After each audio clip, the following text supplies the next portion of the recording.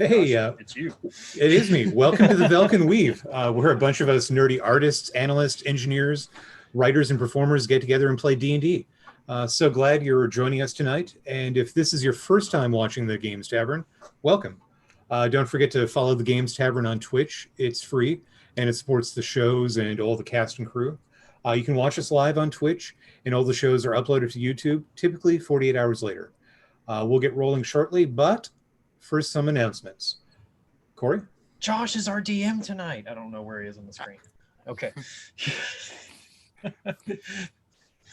So remember, if you have Amazon Prime, you also get a free Prime Gaming subscription every month, which you can use to show support to your show, to your favorite show, like this show, which supports the cast and crew and all of us here. Prime Gaming subscribers will get access to more emotes and all, and also access to a special subscribers-only Discord channel. And the Games Tavern team has partnered with Operation Supply Drop for the entire month of November, and you'll have options to support them with charitable giving. With over 1.5 million veterans served since 2010, we know the giving from Operation Supply Drop goes direct to the veterans that need a game while deployed. OSD specializes in making fun where there is none. With your support, they will be able to continue that mission and give some comfort to those who protect all of us. Please check out the charitable link in the chat and give what you can. And a colossal thank you to Overhead Games for sponsoring tonight's show. They are a creative team behind the Epic Character Generator. Epic Character Generator is an excellent tool for anyone who wants to create realistic character avatars in no time, instead of trolling the internet for a doll generator, which I definitely have never done. You simply choose what items to display on your character, save as an image on a preset or transparent background, and use it however you wish. You don't have to worry about lighting or finding a good selfie angle. Everything's been pre-rendered, post-worked for you, so creating characters really just a matter of clicking the buttons. Check them out at overheadgames.com. Corey? And they are also, as our sponsor, giving away an epic character generator package tonight. The package comes with the Fantasy Starter Bundle and a 3 free pack credit. The raffle for the package will begin at the break, and we'll continue to take entries until the end of the stream when we pick a winner.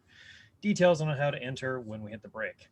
The contest is limited to those in the U.S. and Canada, except Quebec, because laws. Cast and crew of the Games Tavern are also not eligible to take part. please. Oh, and a big thanks to tabletopaudio.com for providing tonight's music, ambiance, and sound effects for the show. You can use Tabletop Audio in your own campaigns by going to tabletopaudio.com and choosing from over 230 music and ambiance tracks. Number 234, Lush World Ambiance, was just released. Imagine yourself on some kind of lush alien world in which is perfect for fantasy or sci-fi games. Also, with 2 alternate versions available for Patreon patrons. Or if you need something custom, check out the soundpad and options to create your own custom soundpad. We think so highly of tabletopaudio.com that we are supporters, and you should support them too. DM? Let's get to the show. Okay, so when last we met, I was on the other side of the table playing Quentin, but we were all at near Vrath Keep, kind of setting up for a nice long rest, well earned at that. So as you're laying down to go to sleep, Bob, would you care to share with us like any recent dreams or nightmares that you had? Well, as I often sleep, I take out Mr. Peppers and lay him down next to me, let him share the pillow, and sometimes I probably roll over and kind of use him as a pillow. And last night I woke to see the pillow moving underneath me, and it was Mr. Peppers, but he was big, he was growing, he was huge, he was enormous, he was crushing me. No, Mr. Peppers, no, stop. And then I woke up. Whew, that was bad. Whew. Was he on your face? He was pawing a little bit, but it smelled like carrot breath. Whew. Renyon, any dreams or nightmares recently? Constantly has the same nightmare at least once a week, where he wakes to find this world desolate, destroyed, being marked. And when he travels out upon it, he finds them. The Fae. Everywhere. Having taken everything that they could in barter and trickery, they have left the world with nothing. And then he wakes up. Man, those Fae. You okay there, Eldon? You choking on something? I'll be all right.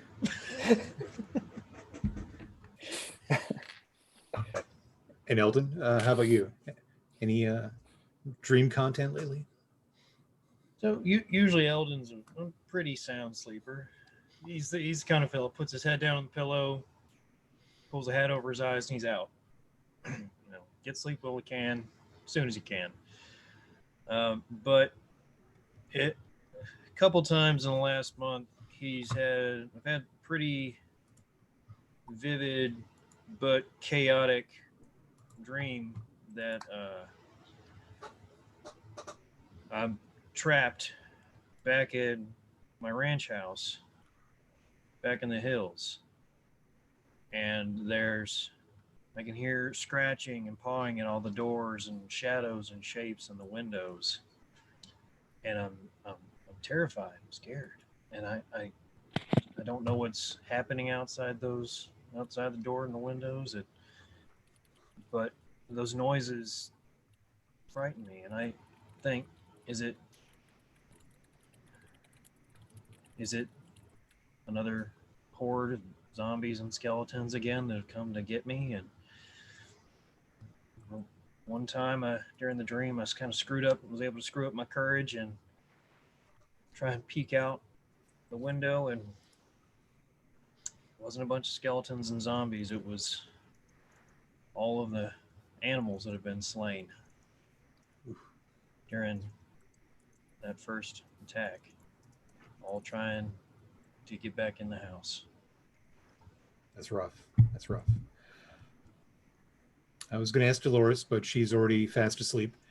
Meanwhile, Quentin has put on his little nightcap of peaceful dreams, and as soon as he slips it on, it's like a baby going to sleep. No screaming, no tossing and turning, just sacked out. So I assume you go about your normal business when setting up the rest here. One of you takes point and you rotate throughout the night. Yeah, that's probably about right. Okay. So all of a sudden, all three of you snap awake, and you've got just an excruciating headache. The campfire has gone out. Dolores is not in her bed. Quentin is not there. And things are a little strange. First of all, Wrath Keep is no longer there. And there's quite a bit of fog and overcast weather that's rolled in. Brandon, I told you not to put those mushrooms in the stew. Mushrooms. No, I wouldn't have messed with me too much. I got a heartier constitution than that, though. Ringan will start putting on his armor as he's looking about. I don't like the look of it, though. Where'd the keep go? Weren't we like just sleeping in the courtyard? Transportation magic? The fog's not that thick, is it? Well, the sky is overcast, so you can't get a real good bearing. But when you look out, because you're still on a little bit of a hill, something seems a little off. Could you give me a survival check? Absolutely. I got a pretty damn good survival bonus, but not a great roll. 13. Well, what's bugging you is the proportions. You're kind of like looking at the horizon, and the curve seems like a little bit different. It's like you're not even in Faerun anymore. Wouldn't know what that would look like. Like it just seems smaller. Like you're looking over the horizon, and you can. It just seems a little alien, a little off. Distorted, warped. Yeah. Okay. I need to go splash some water in my eyes, maybe. I go back over to my pack and look for my water skin or something to. When you get closer to the campfire, the embers stir up, and this kind of fractal blade raises out of it. And I'm assuming all three of you probably hear the commotion. And when you view it, each of you views it slightly differently. Whatever your favorite like melee weapon is, that's how it appears to you. And you can feel it kind of scratching at the back of your mind, and it says, "Help, Quentin." Wait, did you all hear that? It says it 3 times, but it's very like staticky, kind of broken up, and only after the 3rd time being repeated are you able to kind of parse it together to be certain that's what it says. Help, Quentin. I think that carrot peeler is talking to me. Carrot peeler? That's the big old shepherd's crook. What are you talking about, Bo? Oh boy. Sword to me, but interesting. Oh, so it's not just me. Yeah, but you still heard it say, "Help, Quentin." Right? Yes, where is he? Why Quentin? We're And missing. After the 3rd repeat, it flashes and dissipates. Like whatever connection it had to you has been severed.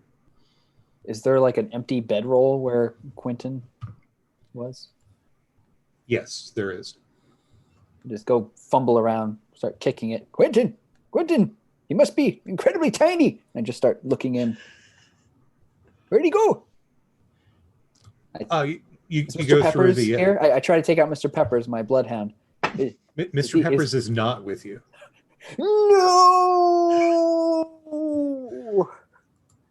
Oh, what is it? Did you find a body? Mr. Peppers, he's gone. Well, mean perhaps he's wherever. Spiritual sense or in the physical sense? Physical sense. Oh, okay. All right. Well, perhaps Quick. he is with Quentin Forget the others. and Delirious then. Oh, yeah, that's true. Right. Yeah, he could be with Quentin and Delirious. That's possible. Why? But then that raises the question: why help Quentin and not the others? I don't rightly know, Rinian. That's Perhaps. Wait, doesn't Quentin talks about his sword? Sword, yes, quite a bit. Do you think that's what was talking to us? What are you talking about? Is what? Doesn't he doesn't he talk about he says, oh, for the blade and all that other kind of we kind of write it off as he's just being eccentric, but I'm not sure I've ever actually heard him say it myself. Give me an Arcana check. Oh, that's 17. You do recall Quentin saying several times something about him being a hexblade, and for the Shadowfell, maybe once or twice, I dedicate this kill to, the hexblade. Yeah. Yeah. Okay. So your recollection is definitely ringing some bells. But and maybe the patron behind the blade is reaching out to us on his behalf. You think rose up out of the fire there and gave a kind of a crappy message? I mean, I don't have all the answers here. It's just conjecture. No, but it makes some sense. And based upon everything that we're seeing right now, not a lot of this making sense. Yes. That I agree with. So you'll feel pretty well rested. You feel certain that you probably got your full 8 hours in. And the time of day, it's definitely early. Like the sun, actually, you don't really have a good sense of the sun. There's definitely like ambient lighting kind of coming from behind the overcast, but oh shit, are we in Barovia? I'm just kidding. it doesn't feel like the sunrise. And actually, the fog has moved in pretty close to where you're at. It's maybe about 30 feet away from the campsite on, we'll just say like the westerly side of you, to just choose a cardinal, direction.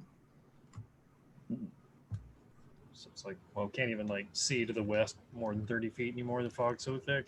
What's confusing me the most is I can't even remember the last time that I slept past dawn.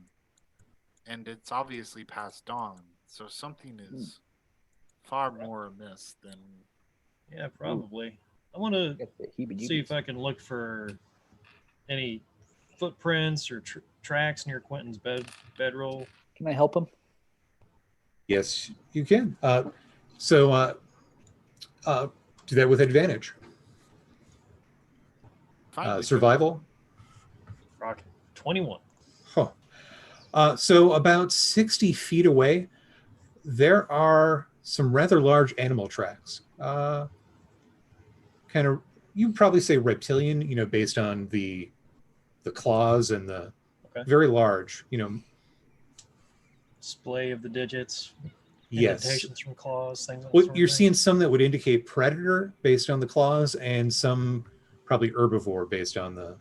Oh, so different. Yeah. Well, so Manticore. Didn't the Manticore have multiple, animal types? No, it was most of its body was all lion-like. Physicality. Yeah. Do they look similar to the prints of the Velociraptor? Except scaled up. You've been in Schult, though, right? Shortly. Did you ever make it to Port 9 Zara? No? Well, regardless, this could be a dinosaur, given the sheer size of it. That's a great big old lizard. Looking at. Yeah. Like the raptor, but larger. The raptors are kind of like almost chicken-sized, tiny. This would be, large to huge, just different scale entirely. Ooh, much bigger lizard right here. And the closer you look with your 21 on the survival, kind of recreating this, there's at least 6 different sets of large reptile tracks. Ooh. Oh, wow. No, I'm looking at, at least half a dozen different critters here. And as you're piecing the scene together, you kind of hear a little bit of like thunder in the distance, and the ground is actually, lightly rumbling a little bit further to the east, and you can see some like dust just over the horizon, and it's getting louder quickly. Eldon, how Stampede. fast are those moving? Well, they'll be here pretty quick, I imagine. Climb a tree. Climb a tree. I try to climb a tree. Remember, we don't subscribe to the method of running away from things. Run. Hope you dash to the nearest tree, and right as you get to the tree, like you bounce off an invisible barrier. Oh. Oh. Oh dear. Yeah, the tree appears to be on the other side of it, and you bonked your noggin pretty well there. But How rude. Pope, you okay? No, there's some sort of magical wall here preventing my egress. and as you're saying that, the lizards, the reptiles, the dinosaurs, they are just kind of running. They're not right at you, but it's clear as they come by that there's some type of circuit they're on, because they're running over the same tracks that you had noticed. And Okay. each one is ridden by somebody that bears somewhat of a resemblance to Quentin, but the lead rider appears to be kind of like a T-Rex. This thing is 15, 20 feet tall, just massive, and its oversized legs are pumping like nobody's tomorrow. And they all look like, are similar to Quentin. Correct. The writers. Of Yes. These, okay. I just yell out, Quentin! That they can't all be. Quentin, is that you? You don't think they can hear you over the sheer just thunder of their weight pounding the sand, and they just kind of leave a cloud of dust behind them. Suppose we might as well travel along with it. Well, okay. I don't think we have much of a choice, do we? Well, we could try to hop a ride. Just Time they come back. damn thing I've ever seen. There is that barrier that you bumped into as well. Wait, does it seem like they went through the barrier? No, that was more to, we'll say, your west. They were kind of grazing the edge of it. They were still 60 to 90 feet away. Oh, I see. No. You are within 25 feet of the invisible barrier. Okay. All right. Well, let's. Perhaps it is some type of containment. Well, I think we should follow the tracks. And if they come back around, maybe try to hop on them and go a little quicker. Did you want to pick up your packs and kind of Start follow after? shuffling. Okay. Yeah. Follow the circuit, the trail. I Do guess. not and see where think they are. jumping on will be. If they are in a circuit, they perhaps are racing, in which case interruption of their race may be untoward. Now, I saw some weird stuff when I got up earlier, but Bope, you yelled Quentin. I definitely saw more than one of them conspicuously look like Quentin. Now, mind you, one of them Renyan? did look a little bit more drowish, but he definitely still. You're like, that could have been Quentin. Renyan, I need you to tell me what you saw. Say that either they're some type of long lost family or something far more sinister is afoot. It is weird that they would be racing on dinosaurs. Well, and we would see them then right after something comes out of the fire and tells us to go help Quentin. Then we see a half dozen Quentin lights. I don't know. I mean, No, let's be clear. None of this is making sense. None of this makes sense. I am Oh. clearly dreaming. That I would not be standing here without Mr. Peppers. Like that right there tells me that this must be a dream, right? So Oh. you guys are just figments of my imagination. And just start like poking I do Eldon not, in the chest. I do not Quit- feel like a quit- figment. Are you still at the campsite, kind of talking this through then? I Little think bit. we're walking. I think we Kind can of walk walking and walk. talking. Okay. So maybe 200, 300 feet kind of down the road. there's a set of 3 other people that are approaching on foot, and they all look very similar to you guys, but a little bit off. There's a shorter fella, and he's got like a big rabbit-looking thing under his arm, and there's an almost Eldon and almost Renyan, but they're a little bit off, and they kind of walk up, you're about 10-15 feet apart, and they look at you confused, and then they look at each other, and they get out a piece of paper, and they say in common, look, we have this spot reserved. If you guys could continue on, we're doing the tour. Is that Mr. Peppers? No, this is Hell Pepper. Just glower. And it does look like a very sleek rabbit, a little saucy, like it's got some attitude. And the rabbit does say, "I do have some attitude." Does it say it in a male or female voice? It's a female voice. Did y'all hear that? No. We don't talk to animals unless I want to. Well, no, I can talk to small animals. It just Oh, doesn't it was come up. speaking in common. Oh, then yes. Well, that's more concerning. Okay, No, yeah. Well, Not the most unusual thing I've had talk to me before. Where did you all come from? And where are you going?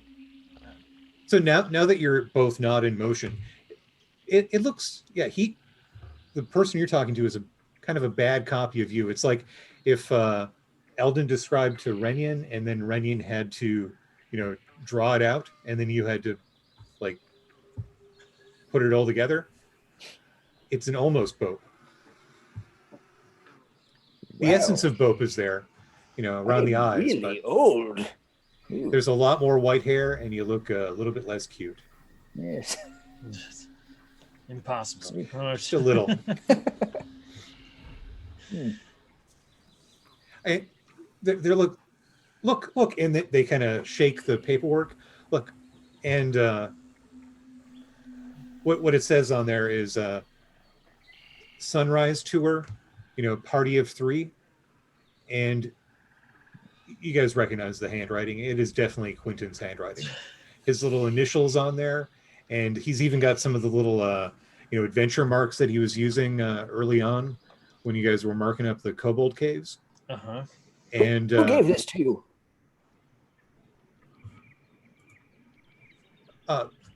back in the cantina, we paid for the tour. We'll not get in your way. Let's come on, This fellas, way. let's- And I just point the Yeah. direction we were going. Is that where the cantina is? Yep, they shake their heads and agree, and they kind of wave and shuffle past you. Okay. Yeah, I'm getting more and more the feeling that perhaps we're on some other plane, some mirror copy plane. some bizarro world is what's happening right here. And after they pass you, you look behind, and one of them reaches around the back of their head and kind of unzips, and Eldon's head kind of opens up, and it looks like a kind of a green-skinned human, and takes some canteen and screws the top back on, and then zips back up, and they continue on their way. Green skinned, like a lizard. No, definitely like human Like a female, human. actually. Human female? Is that what Yeah. you said? Like an Orion. Yeah, except a couple more warts on the face. Warts. Yes. Hmm. Did we all see this? Yeah, they weren't shy about it. Let's keep Let's keep going. going. Okay. Hmm. I mean, they did just look like bad copies of us. Right. That's not But- just me being. They're wearing. That's not just me being weird, right? They're wearing Yes. bad copies of our outer You- appearance. You've seen Quentin do disguises Yeah. well and poorly, sometimes on purpose, sometimes not. This is definitely a bad copy, but it's still recognizable as the essence of both Renyan and yourself. Well, it seems like we can go help Quentin at the cantina, maybe. Okay. Yes. Continuing along the road. Pick up the pace a little bit. Okay. Yeah, just shaking my head more and more. Just Time is hard to gauge, but it's at least another half hour, and as you get towards the top of this hill, can all of you give me a charisma saving throw? Oh, charisma saving throw. Yes. Oh, I'm my best sure- one. Don't Yeah. forget your +2. ooh, Oh, that's actually that's really good. awesome. I that's rolled actually a really good. natural 18, I rolled a 17 which puts me at 21 with Renyan's help. with Okay. Minion's help. I'm at a 19. Wow, I got a 17 myself. It's just one of those days. Okay, so you guys make it to the top of the hill, and for a second, out of the corner of your eyes, when you are looking at each other, you would have swore that you guys were dressed to the nines in kind of like Emerald Enclave garb, like the little the symbol, the leathers, and then you blink and you're just looking at your normal selves again. Ooh, this is getting trippy. We really Add- need to be careful what we add- put in our stew. Add it to the list. Yes. Arcana check, Bo, would you care to? Yeah, I would love to. Is that 21? Now that you think about it, you've heard of the higher level illusion type stuff. It feels almost like you mentally fought off an illusion, like some type of Like a seeming. seeming spell? Exactly. Well, I don't know who's trying to play tricks on us, but that was a concerted effort to make us look like something else. But Okay, down below, now that you're at the top of the hill, you do see a city. It is definitely Charlton inspired as far as the layout goes, but it looks as if it's a sketch, from a book. Like you look at each other and you're crystal clear, you're real, but you look down below and it's like the idea of a city, or the sketch of a city. But it's decent sized. There's a number of buildings, and you do see people milling about down there, and on the far side of it some type of like dinosaur pen where it looks like the racers have probably concluded. Where we're standing, the grass or we're standing in grass, and it's normal, and over there is like weirdish. So right where you're at, yeah, it's crystal. It's grass. You can reach down and feel it, and you can smell it. But outside of your kind of 5-foot radius, a little bit, it's a little less clear. It's like how you remember grass feeling. No magics, illusions, some type of disguises. Doesn't even just look gonna complete. tear up a handful of grass and put it in my That's- opponent's pouch. That's what I'm Okay. thinking. It's almost like someone's imagination or how they would view something that they've been told about. Yes, but this would be my imagination. And I mean, I've been around over 300 years. This is, I mean, you don't need to remind me what a city looks like. We get it, Bope. You're very. I don't think this is your imagination. Well, I know I'm not part of yours. Right. Well, we Perhaps could say the same you're all thing. in someone else's. Yes, that's what I think you would say. You hear clocks chime, and they start digging out the hour, and the sky overhead starts clearing up. The gray goes away, and it feels kind of mid-morning-esque. Well, I guess we approach that town and see if we can find the cantina. Does it look like very large, like it's going to take a while to search, or does it look fairly small? Actually, it's decent size. Could be up to 500 people there, Okay. like given the number of buildings. Yeah. But yeah, you get down closer, and yeah, it definitely has that vibe that you're not familiar with as far as the architecture goes. It seems like it wants to be something from Chult. And somebody read a good book about it once, but it's just a little bit off. Doesn't make sense. I've never Like been to Chult. I don't you know look what any at- of this looks like. You look at some of the decorations, and somebody got one of the symbols down really good, but you look closer and you see like some of the Emerald Enclave worked in there. There's even a Zentarum symbol just kind of filling out the filigree and other symbols. This is all slapdash. It doesn't make any sense. Yeah, that shouldn't be next to that. Not authentic. Not authentic.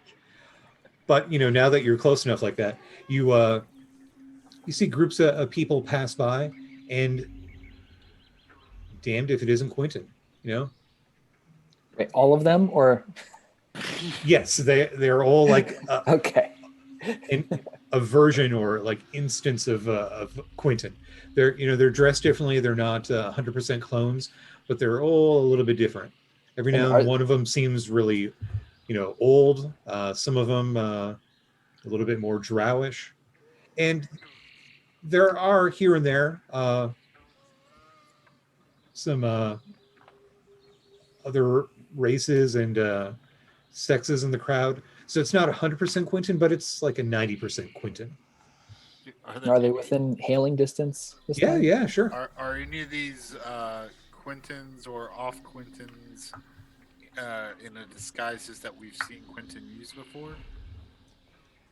As a matter of fact, yes, you recognize Lieutenant Hawkins, the paladin that he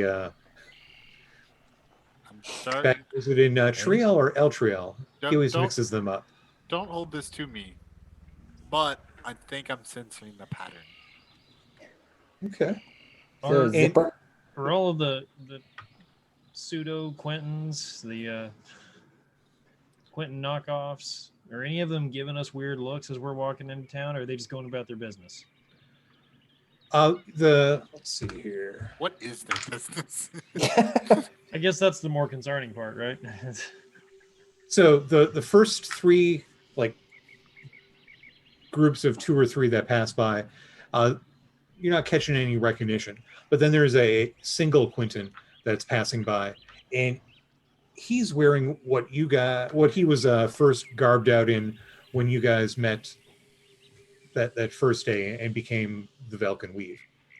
And he looks at you, and he gives a jaunty little salute of recognition, and Quentin. he pulls out a little timepiece. Okay, make it quick. I got some business here. Wait. What is this place? And what is your business?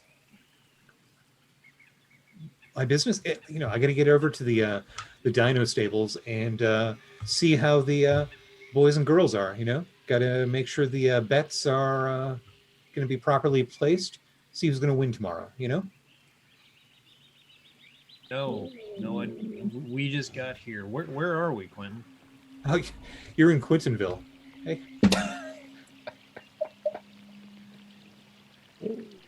Look, I should really not be talking to you. No? Why?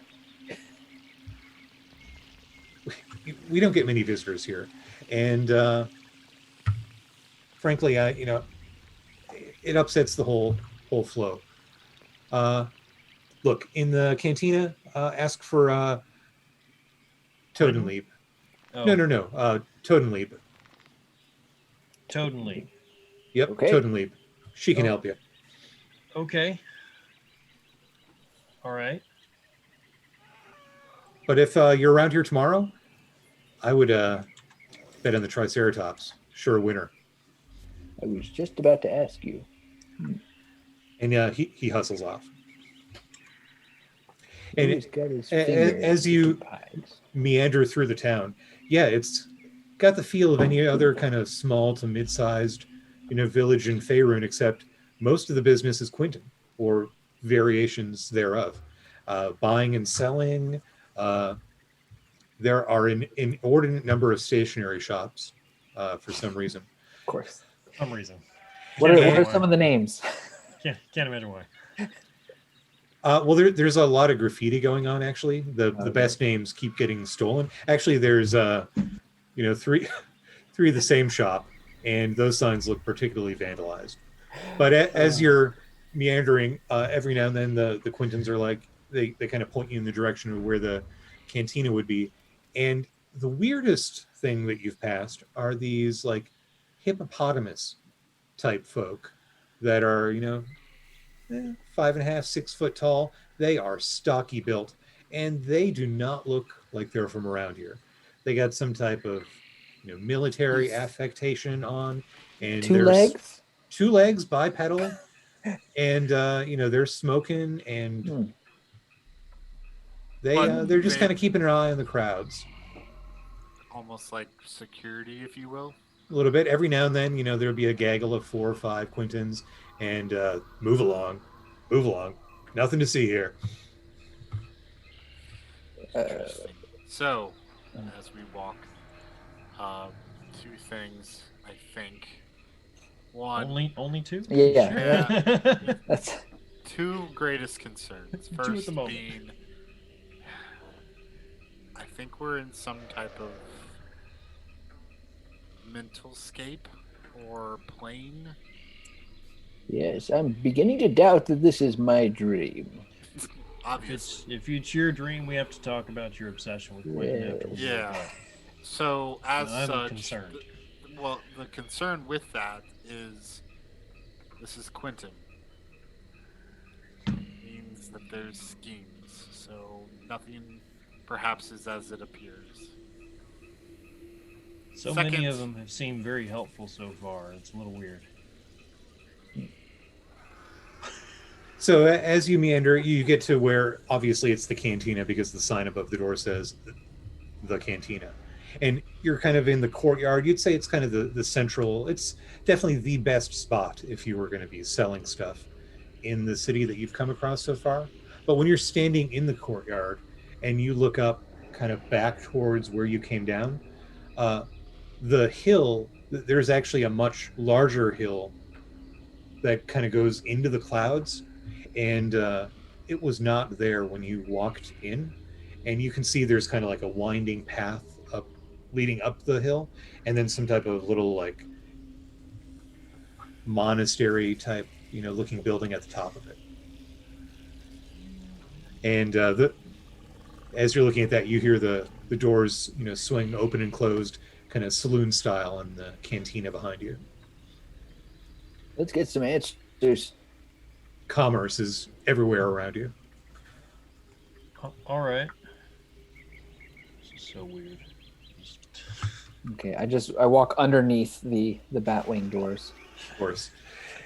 And inside is a little cross section of Quentin's mind. You see Blanche Lafayette drinking some of the house wine in there. You see somebody who looks like the Quentin that you have come to know and deal with, and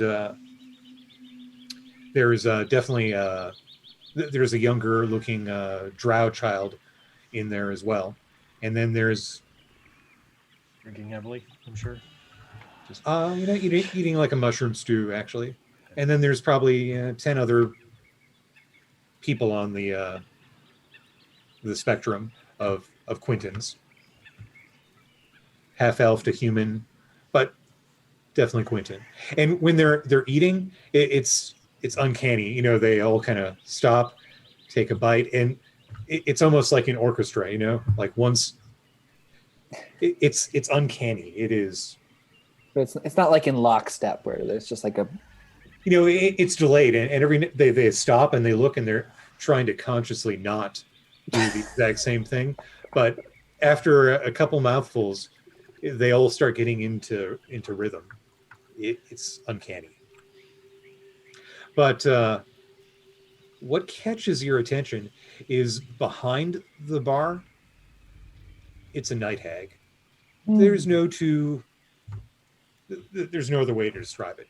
Like straight out of the monster manual, night hag. You know, kind of purple skin, the hair, and she's cleaning a glass back there with a dirty rag. Perhaps that is the one that was spoken about. I mean, Travelers, what's your poison? not actual poison, please. She puts down the bottle that she had and pulls another one from behind the bar. Lines up 3 shot glasses. Little hair of the dog. Only if you don't mean literal hair of the dog. Grabs the 3rd bottle very well. Something closer to whiskey? It's green and it's got a slight glow to it. Make you forget all your troubles. I'm going to take my little shot glass, turn it upside down, and push it back towards her. All right, she Maybe later. pulls out a bottle that says ale and it's got 3 X's below it. Pull that shot glass back towards me, turn it right side up again. She fills you up. Are you Togo? Nope. Toad-and-leap? Toad Toad-and-leap. Toadstool? Toad-and-leap. Ah, yes. Thank you. Young mind. That you? Indeed, that is me. It's your place, I assume. At least you're renting. You know, it's my place. It is my place now. Yeah. Proprietor. It's your place now, huh? Indeed. You come into it recently? A few years back, came to an understanding of sorts. Interesting. What brings you here? Don't get many of your type in here. I imagine not. You know, we're just visiting. Looking for Quentin. That's all, really, you know. Everybody's always looking for Quentin. Yeah. Who are the hippos? I mean, Sergeant Cromwell and his crew? Sergeant Cromwell and his crew. Yeah. Seem like security or something, right? Law enforcement type? When you say that, as big as they are, one of them is pretty stealthy because they're sitting in one of the corner booths and speaks up with kind of a female voice. Name's Private Darcy.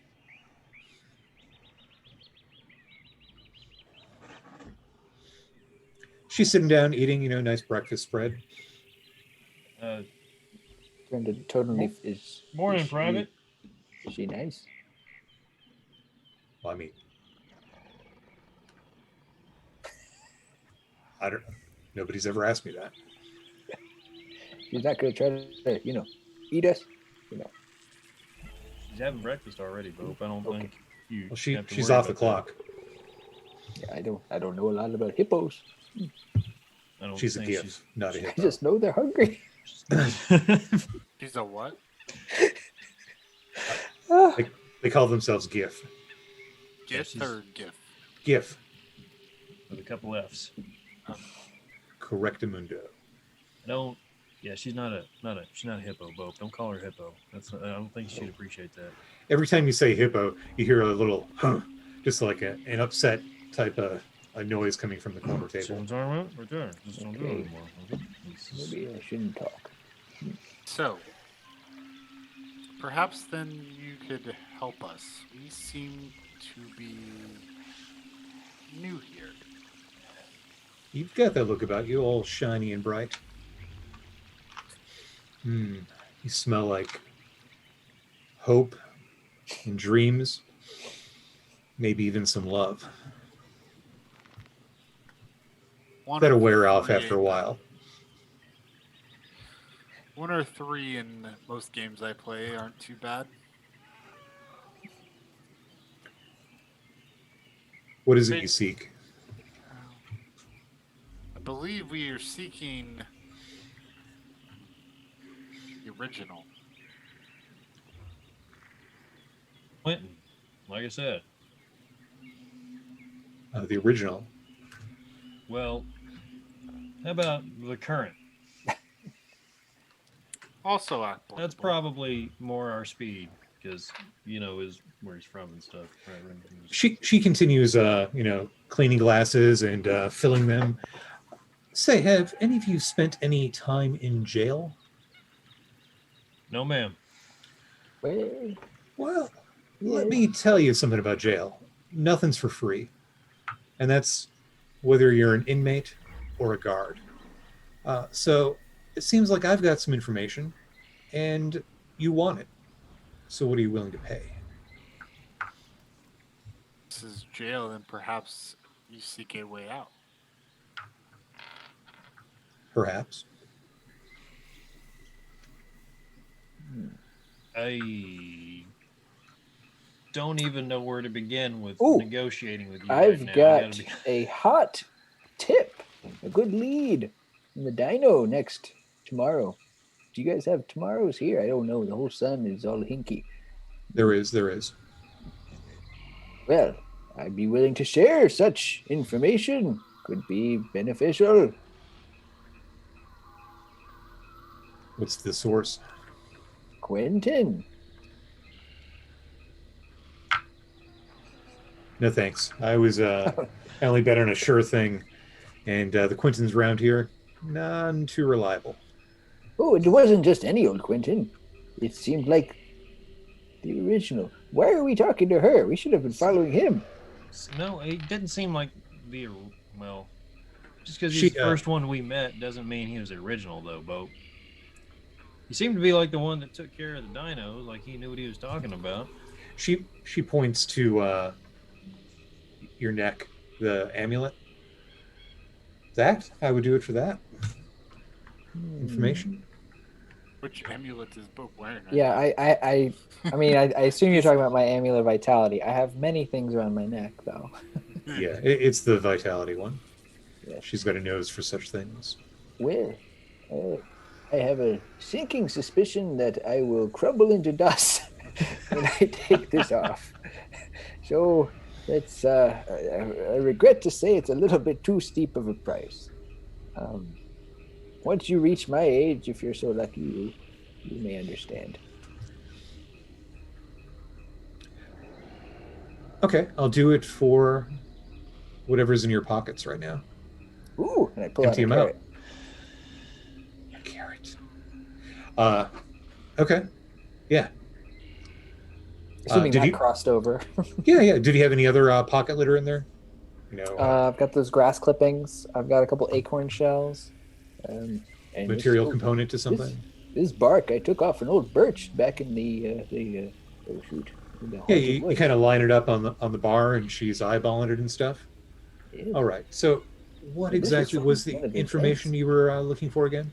The one true Quentin? The one true Quentin may not be the most accurate, but I guess it is a start. I think maybe the Quentin that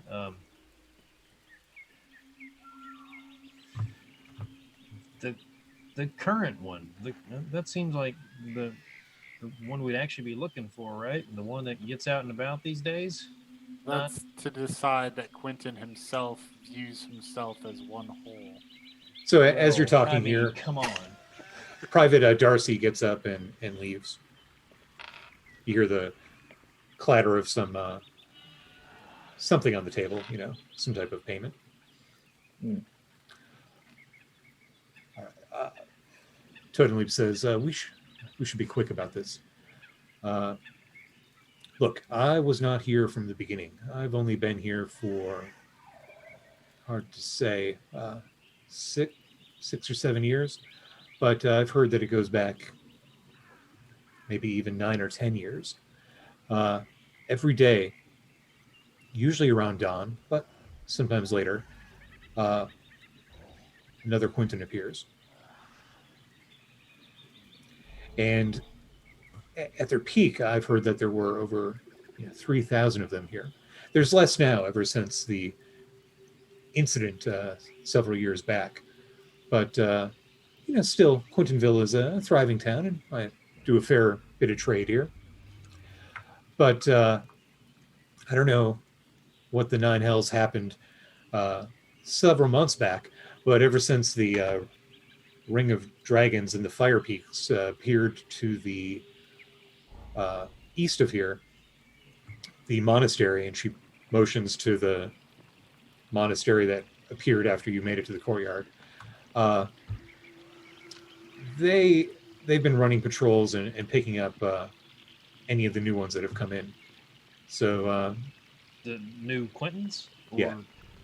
The GIF folk. Is that who you're talking about? No, the GIF are just their enforcers. Who is they? The Cult of the Dragon.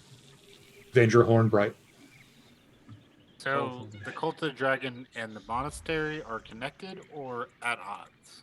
They're in the monastery. Is that what you're saying? Yes. Okay. They showed up about 3-4 months back. It's hard to tell. Yeah, out of the blue, I imagine, huh? You guys recognize the name Venger Hornbright as the Cult of the Dragon persona that Quentin adopted after absorbing the Dragon Scholar Fey knowledge from the Fey Market. Right. Okay. And where was Quentinville ran before that? Well, it actually worked out for the best. I was brought on board along with my 2 sisters, and we were nominally the warden of this place, kind of overseeing things. But frankly, we don't get a whole lot of people checking up on us here, and this whole situation just worked out a lot better. I've always wanted to run a cantina.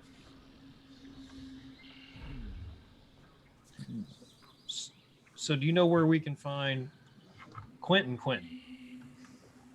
The original? Sure, I guess. Why not? I imagine he's probably back in the material plane right now with that goddamned cap on his head, snoring away peacefully. But if he's there, how did we get here? She shrugs, puts her hands up.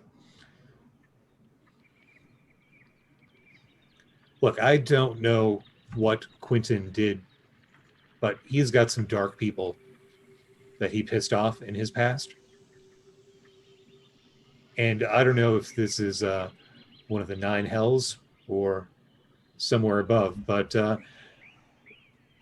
it's our existence, and we make of it what we can on a day-to-day. All right. So, if we were to try and help Quentin, where do you think we should start? The Venger Hornbright probably has the information you're looking for. Okay. And the GIF worked for him? Is that what you were saying a second ago? Worked for her, yes. Her. Venger, that's right. Okay. Yeah. Okay.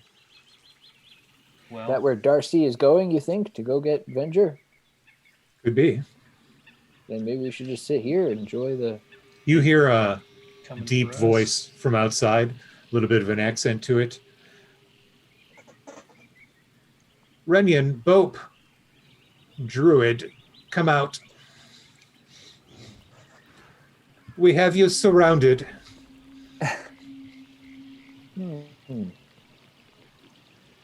Obvious ambush. Peek out the window. You go over there, and like in the bushes and near the corners of buildings, you count. You see 3 GIF, and they've got some type of, giant like war staff in their hands. tucked under their shoulder, pointed in your direction. What do you have against us? Just following orders, little one. Just following orders. Okay, what are your orders? We would love to cooperate, just want to know what we're getting into. Come out with your hands up, and we'll tell. You have until the count of 3.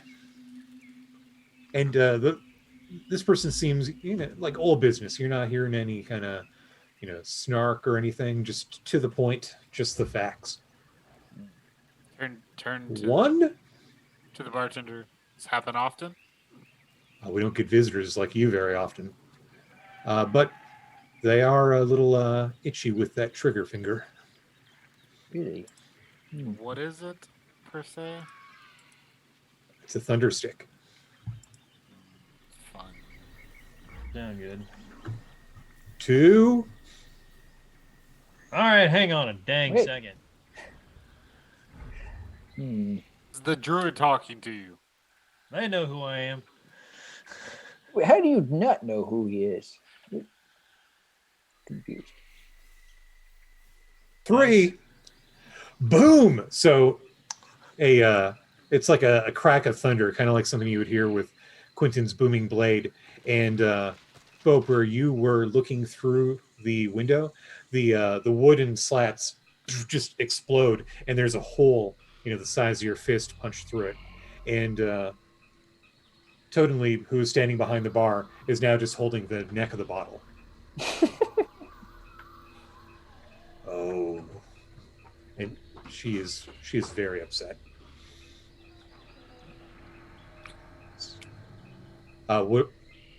Let's do initiative here. Okay. Look at Toad Leap. Sorry about that, ma'am.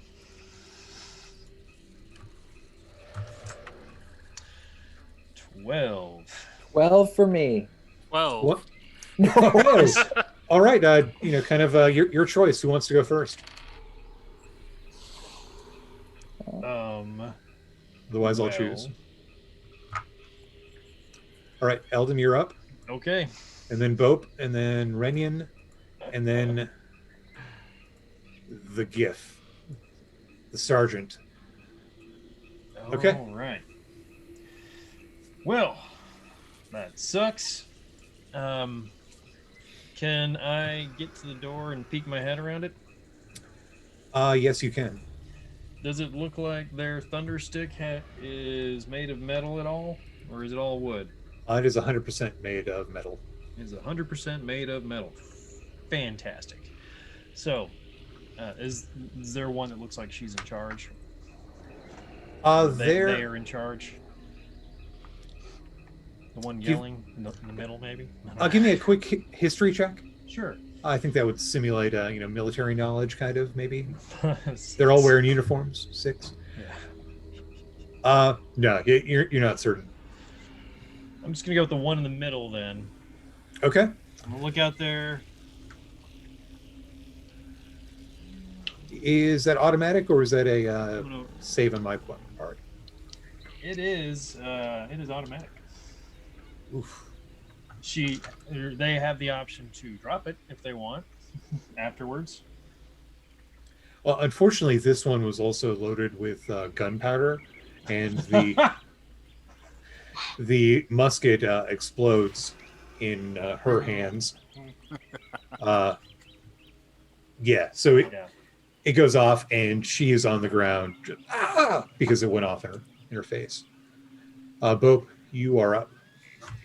I disarmed one of them. I'm gonna, Those don't look very safe. roll back behind the wall just so I'm not. I still have my head out the door. So, what's the formation? There are 2 more that you can see, and each of them has taken a little partial cover behind the corner of a building. So it's kind of like if you stand out, Eldon targeted the one in the center, and there's one off to the left and right.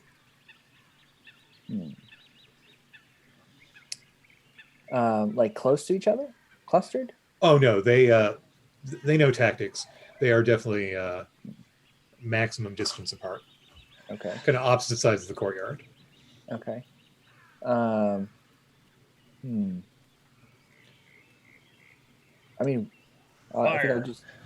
I think I'll just call out. We don't need to resort to demolishing you all. Why don't you put your guns down and let's talk about this, or we start exploding the rest of you. The thunder sticks. I call it thunder sticks. Staffs. Thunder staff. I've got a bigger stick. Bring it, gnome! Bring it! All right, I will. I hate to waste my biggest. All right, I'll throw a scorching ray at the same one that Eldon hit. It's on the ground. Oh. Yeah, I guess that would be a disadvantage. All right, I'll pick whatever one said. Bring it, gnome. Do you guys have the battle map accessible? Do you want to use that? Yes, please. Oh, sure. Okay. Oh, that works. Yeah. So I'm going to drop your colored circles in there if you see the little legend on the side. Mm-hmm. And we'll say that's the cantina that you're in. And then Sure. the GIF are a little hard to see because of the icons that I chose, but you see them out there on the map? Yep. Yeah. Okay. And the greenery on there is kind of like trees that are grown, so it's not difficult terrain or at ground level. There's like tree trunks below, and that would be like foliage overhead. Is there one here in the room with us? Oh, that was left over from when there would have been one more person in the encounter. Got it. Okay, so I'm peeking out the door. I can really only see two. Which one's prone? The center one is prone. Okay. Oh, wait, no, I can see the one to the north. Nice. Okay. All right, I will... sure, I will shoot at the one to the south. Okay. Yeah, that one. 3 scorching rays. Yes, sir. Okay, first one's a natural 1, and then a 17, and then a 16. Both of those hit. Okay. Give me some beautiful damage here. Okay, that is fantastic. That is 17 points of fire damage. Okay. Ooh. That's total for the 2. Total. Mm-hmm. Okay. It is now their turn, and let's see here. Battle map. And, So you hear Sergeant Cromwell yell, "Give him hell! Send the fire back at him!" And you hear "Frag out!" And the southern one is lobs an object that pops through the hole that was punched in the slat. And I need you, all 3 of you, let's see here, to make DC 15 dex saving throws as this little metal cylinder drops on the ground, and you hear it go tick, tick, tick, and then it explodes in your face. rats. Oh, so close. Wait, which one is Renyan? Am I next to Renyan? 14. Oh, do I have the +2? No, If you're neither within of us 10 are feet. next to. Well, you might be. 16. 12 for me. Okay, so it is 17 if you failed and 8 if you succeeded. Seed and hide behind my shield as it gets peppered with. That's actually just piercing damage, non-magical, as fragmentation just explodes out of it. Yeah, doesn't matter. And you hear, "Are you ready to surrender?" Another voice, vaguely female, that you haven't heard before. Can we tell No. which direction they're coming from? This one would be on the north, the north one on the map. What about when- when the sergeant was talking? Okay, well, sorry. We'll say the sergeant is the one in the north. Okay. All right, when they hear no, all right, one more incoming. Woo! It same deal, folks. Two All things. right. I'm really impressed with their throws because that is actually really far. Yeah. Well, they can throw it up to 60 Oh, no. feet, and it's a saving throw, so they don't actually have to roll to hit. I failed again. Having But thrown grenades, still throwing them away at 60 feet is not easy. I hear you. And it is a one-a-day ability, so it's not like this will be coming at you every turn. But Definitely failed my check. My Yeah, save that time. all right, Roll 17 roll or the 8. 17 or 8. Owie.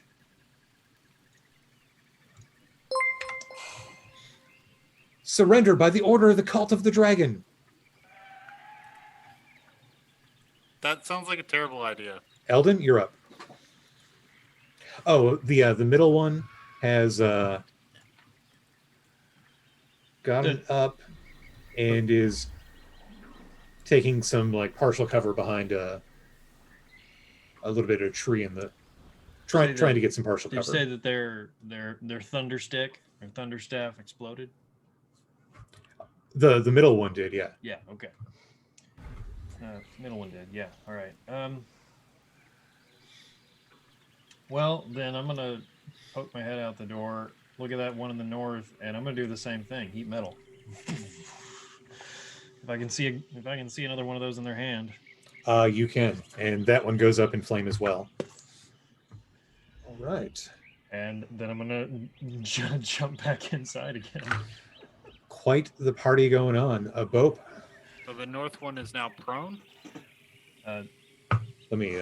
And whatever the explosion is, it's I'm going to say he's another- not prone because he did pretty good on a deck saving throw, but the remnants of the shredded weapon are on the ground in front of him, and he's right there. 14 points of fire damage on top of that, I guess, from the. Oh yeah, I never asked you for the fire damage on the first one. It was just 8. Okay. Gotcha. So they are looking a little charred, but definitely on their 2 strong feet still. Hope, sir?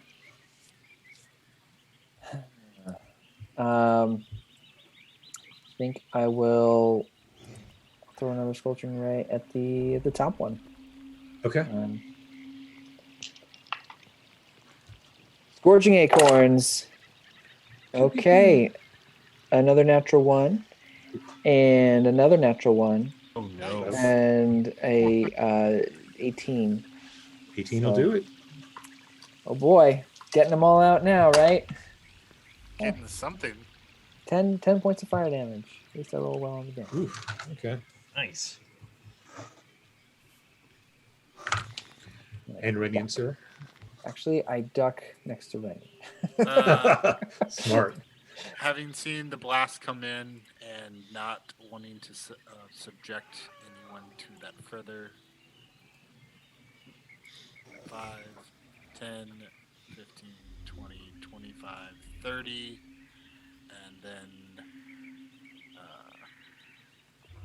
and then Renian disappears in a mist and reappears. Oof. Ooh.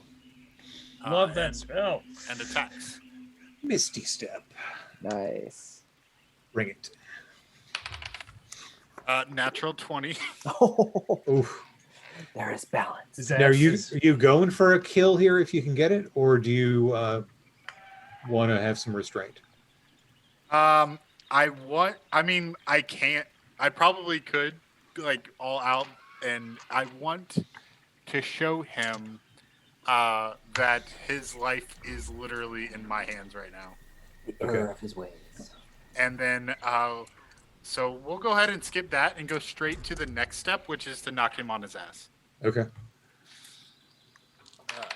Contested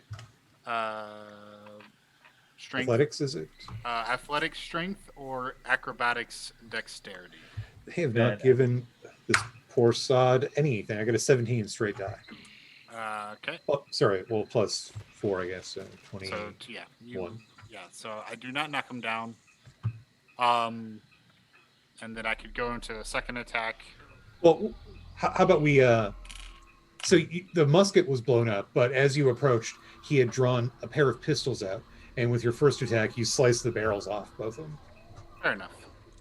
All right, and all right, NPC's turn. The middle one yells, "Medic! We need a medic!" And Sergeant Cromwell's like, "I yield. I yield. Nice.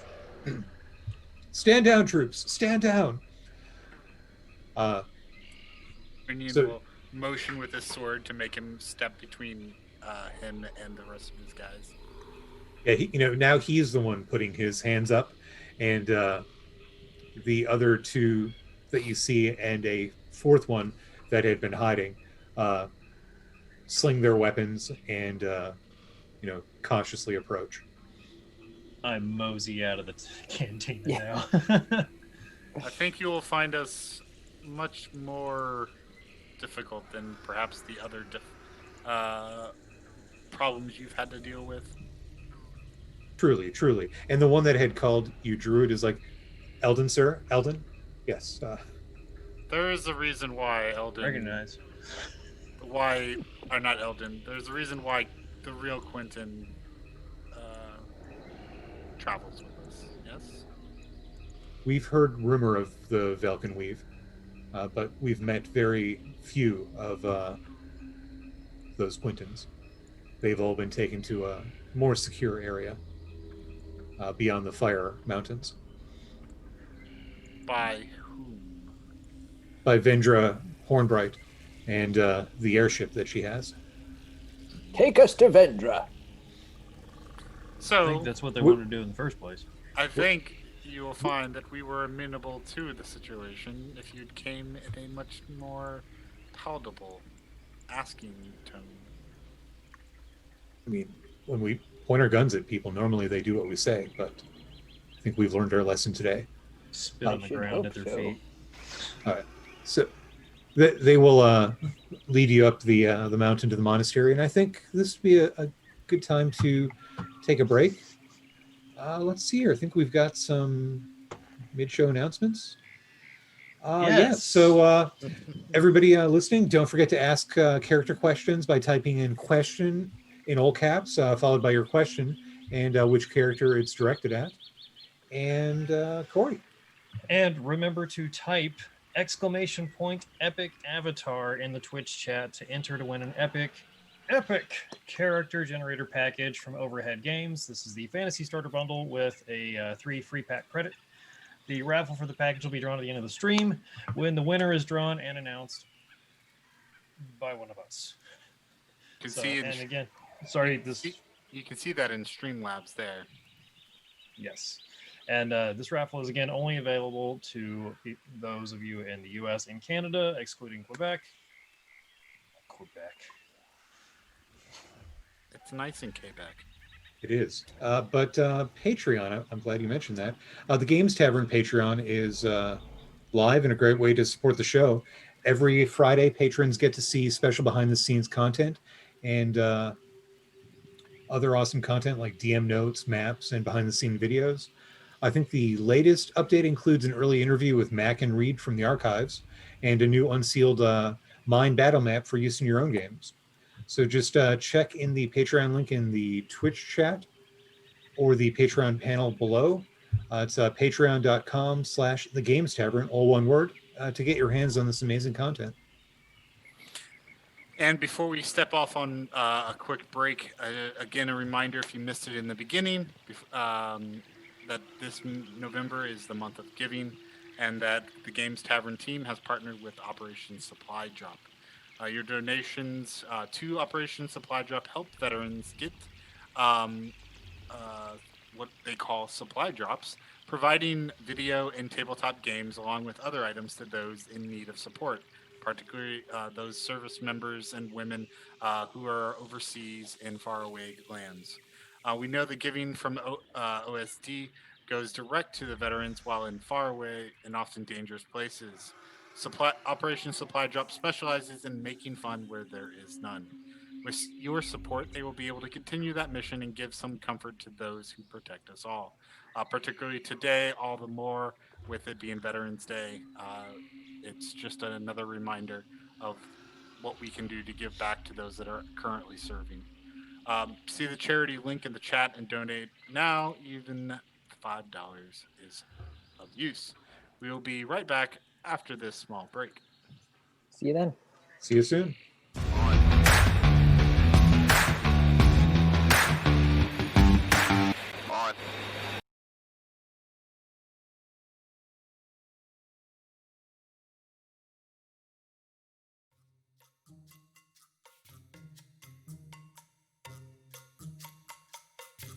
Hi, this is Reed with the Games Tavern. We've partnered with Operation Supply Drop for the month of November. We're helping provide donations to Operation Supply Drop so that they can help get games to soldiers, sailors, airmen, and Marine who are deployed far from home and often in harm's way. For me, this is personal. What you may not know is I'm a 26-year serving veteran. With multiple tours in both Iraq and Afghanistan, I can tell you that games made a huge impact on those brief off days that we had where we could sit around and play a game. When friends would send me games when I was deployed, it was a huge day for us as we'd sit around and play games. Our fun went through the roof, and just for a short while we forgot we were in a dangerous place. If you can, please donate at the link that you see in this post. The difference it makes is huge on a soldier, sailor, airman, or Marine deployed far from home. Thank you, Operation Supply Drop, for helping over 1.5 million veterans. Your impact is noticed.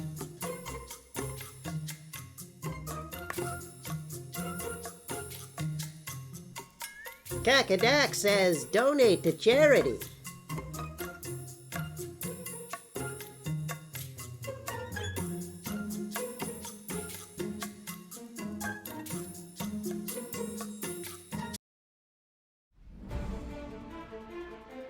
Have you ever needed quality images of characters for your games or stories, but couldn't find the time or assets to create them? Epic Character Generator comes to your rescue with lots of features. After launching the program, you can select a base character to start working on. Just pick a wardrobe and begin customizing it. At any time, you can jump to the settings to turn other packs on and use their content on your character too. There are certain items which not always fit together nicely. You can use the toggle feature to decide whether these items should be on top or on the bottom. You can use the coloring tool to give your items a unique look. A few items can deform the base body in a minor way, and others can make huge changes. How about moving around some decorations in the background? Or even the whole character to find the perfect composition? You can save your character as a data file and load it back later to continue editing it. You can export your character as a PNG image with a background selected from the program, or choose a transparent one. You can use it later in any environment. So, have you crafted your first character already? Epic Character Generator, now available on Android.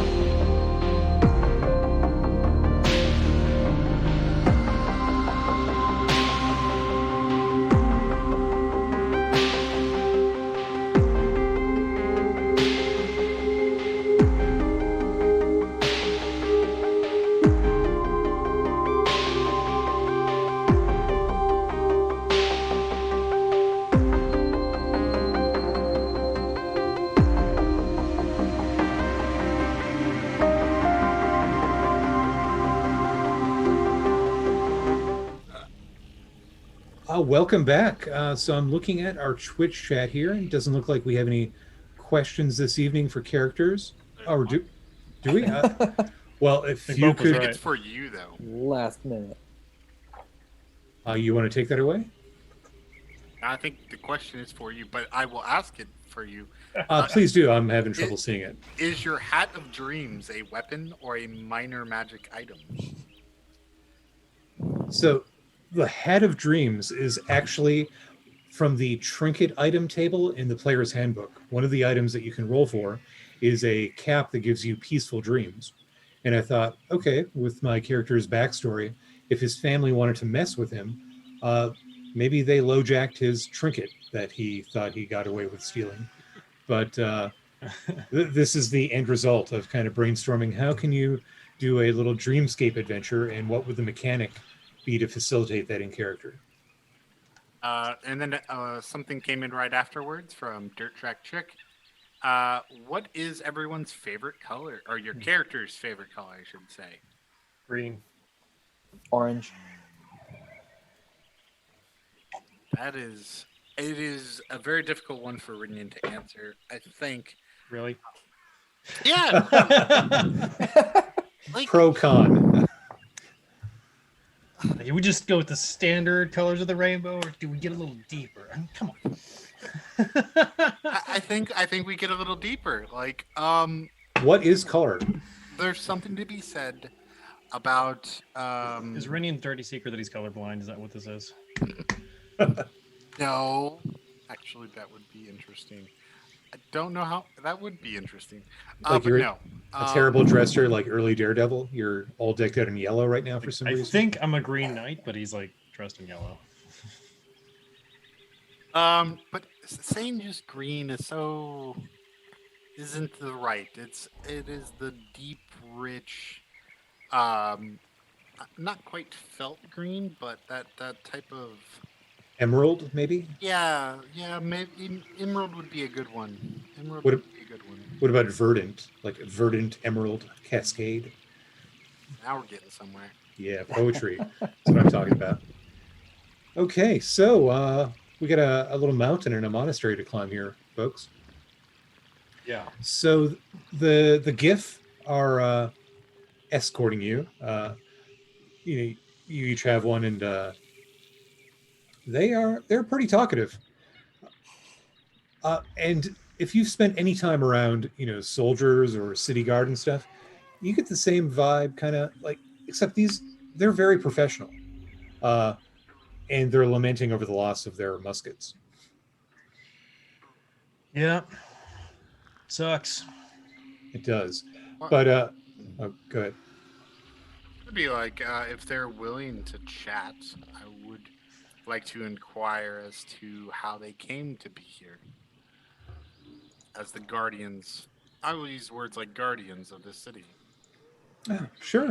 I haven't told the story in a while. Nobody's asked, but well, you see, the detachment had been hired to do some mercenary work out by Mercia, and we were a little late on shore leave.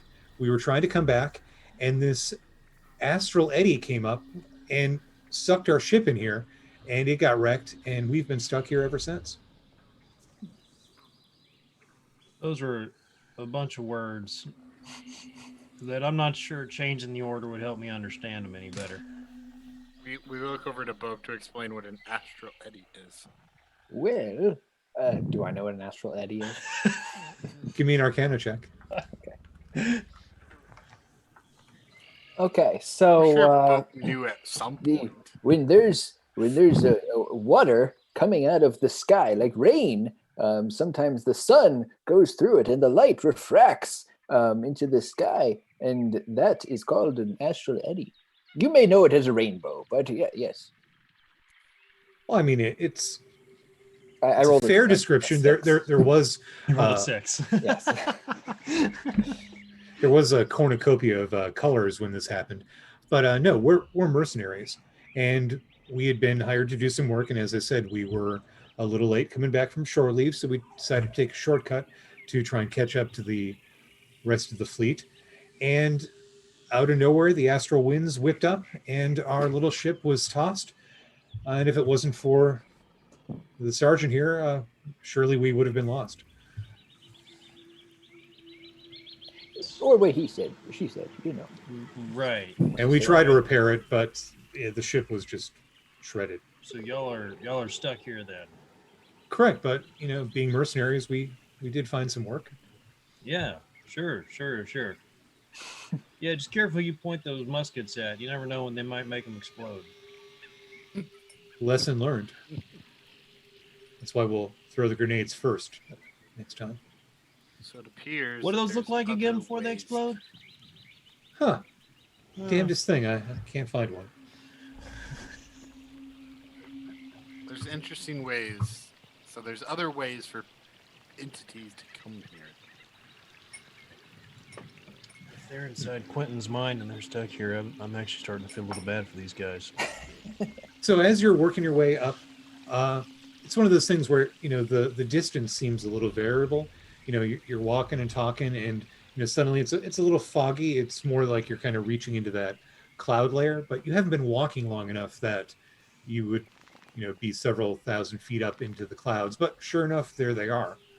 And Can I what period of time is this? Like a half-hour walk, hour walk? at least 30 minutes so far to the point you're at. Renyon, do you think I could get a piggyback ride?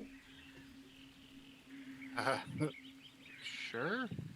Hey. Have you ever asked me for Scurry that up. before? And just You've seen him ask take a Quentin. short rest. Just- If I may. yes. So while you are Wrapped around my shoulders like a cat, kind of just like. a dream in a dream.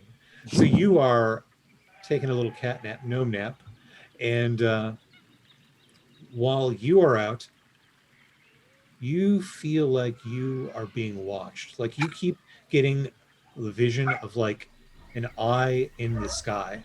Like you realize suddenly, hey, I'm dreaming.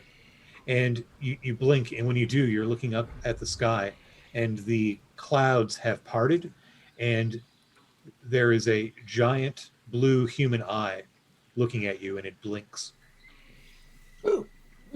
Yeah, and then suddenly, you wake awake, and an hour has passed, and one short rest gone.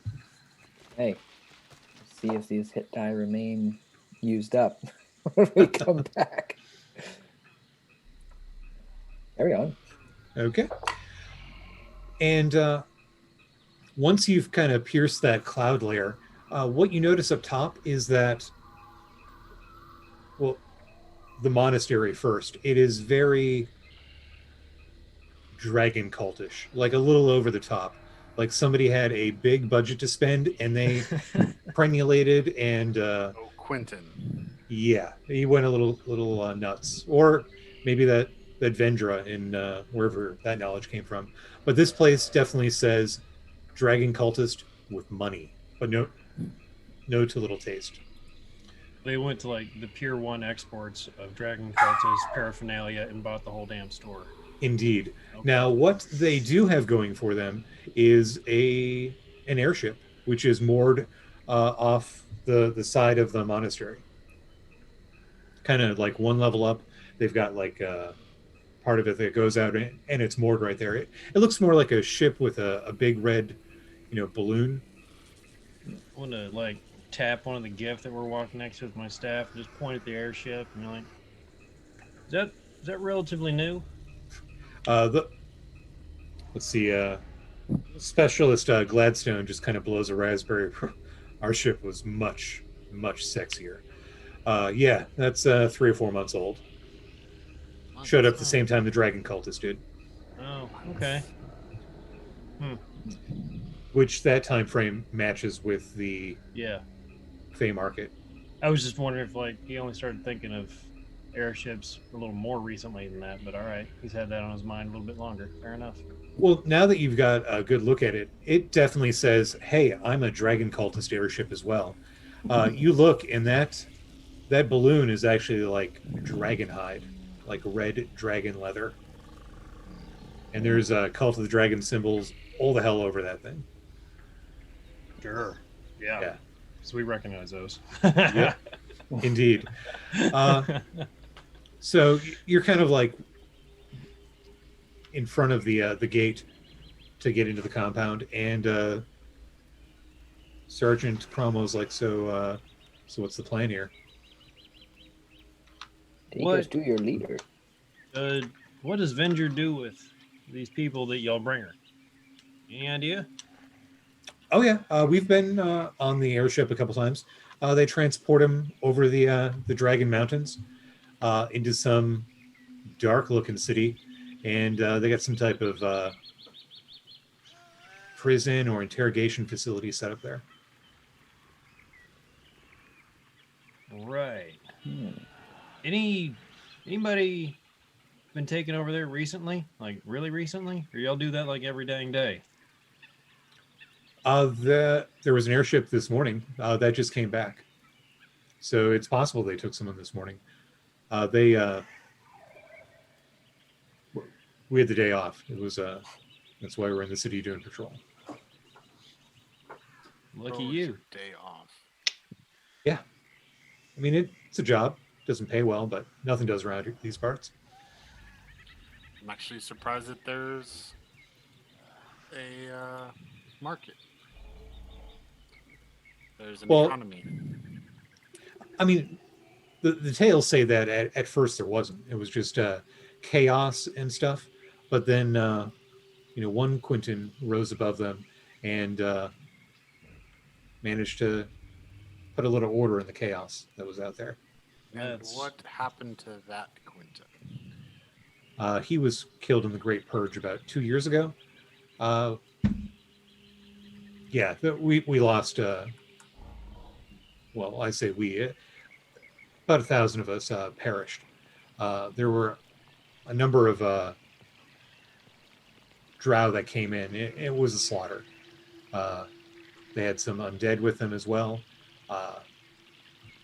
I don't know exactly what it is we did to anger them, but the Quentins recognized them.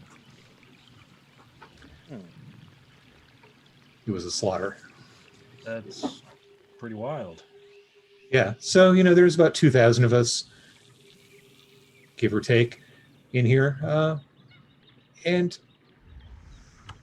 maybe we'll get out one day, wherever the hell we are, 9 hells we are. So, do you really not have any idea where you are right now? We've got some theories, Well, so there's two competing theories. One is that we're stuck in some type of little island with like a whirlpool running around it in the astral sea. Okay. Now, about half the population, maybe a third of the population believes that. And then another third, they think they're dead, And that this is purgatory or hell? Something, hell is what you make of it. And is what they say. But then another third say that the great eye in the sky is waiting to judge them. Oh, I saw that. That one's true. Oh, did you? And when you say that, all of them take 3 of their big stubby fingers and kind of touch it to their forehead. Oh wow! It was blue. Oh, it blew. You saw what, Bope? Well, it was. I'm still on your shoulders. I just pat your head. Do you wear a helmet? Not usually. Okay. What color's your hair? Like a dark brown, I think. Okay. Is that natural, or do you dye? Pat your brown pate and say, You "Oh, see his well, I roots. was napping on your luscious locks. There's some gray in there, but I fell asleep, I guess, and nodded off, and right above me was the giant, unblinking blue eye. Or maybe it was blinking. I'm not sure. Are we alive? Sergeant Cromwell says, "Private Hermione Pinkerton, please tell them what you saw." She she takes off her eyepiece and kind of solemnly says, and gestures over to the side of the compound and says, "It was 3 years ago. It was crystal clear that morning, and there was a glint over there." And she motions to the same spot, and I caught the sun. I think it was the sun coming up, and I saw the eye as well, blue, clear like the ocean used to be. Eldon, can I get a survival check from you again? Got it. Oh. A 9. 9. It's a bad roll. Yeah. Yeah, she's gesturing to the same location, but the only thing you notice is that one of the trees in the compound, it's unnaturally bent a little bit at the top, like there's an invisible field pressing against it. And it's on this side of the walls, or are we looking through a gate or something? But you could get over to it. You're kind of like just outside the compound. There's like a kind of a waiting area before the gates would open up and you kind of enter into the proper compound. You're like, let me go look at that tree over there. Okay. Yeah, just wander over. Yeah, you get some closer eyes on it, and there is definitely something pressing into it that is not the wind. You know, there is a little bit of wind in here, and there's always that point where nothing passes against it, and it's kind of clanking on that field. Something, it's not visible, whatever it is. Nope. I like take my staff and like wave it through the air. Do I come into contact with anything? Indeed you do. There seems to be kind of like a force field. You want to touch it with your hand?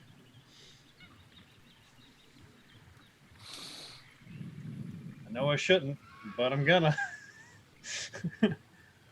Can I actually reach it since I'm only like 3 feet tall? 3'2". You can, and when you run your hand along it, it actually feels like glass, kind of cool to the touch, and there's a little bit of humidity clinging to it. So your hand, if it's got any moisture on it, you know, it feels it and it squeaks a little bit, like it's running along glass. And Private Pinkerton says, "Yes, that's the spot right there." There's something there. I dry my hands off. Like, no, like, take my staff again and, like, or knock against it. Like, there's literally something here. You hear it too, Rennie and Bope. It sounds like Druid staff on glass. Is that what I ran into? Could be. Like, you see this? Like, mostly I'm talking to the GIF at this point. Like, I get recognition from these two. So grab some. Sergeant Cromwell says, if you take the airship up high enough, there's an altitude cap. This is at the top as well. So it's like a bubble. So y'all are under glass here, basically. He kind of raises his shoulders. Okay. It's indestructible. We've never been able to break through it. Every now and then, okay, y'all know. Okay. people see the great eye staring back at them. This is weird and bonkers.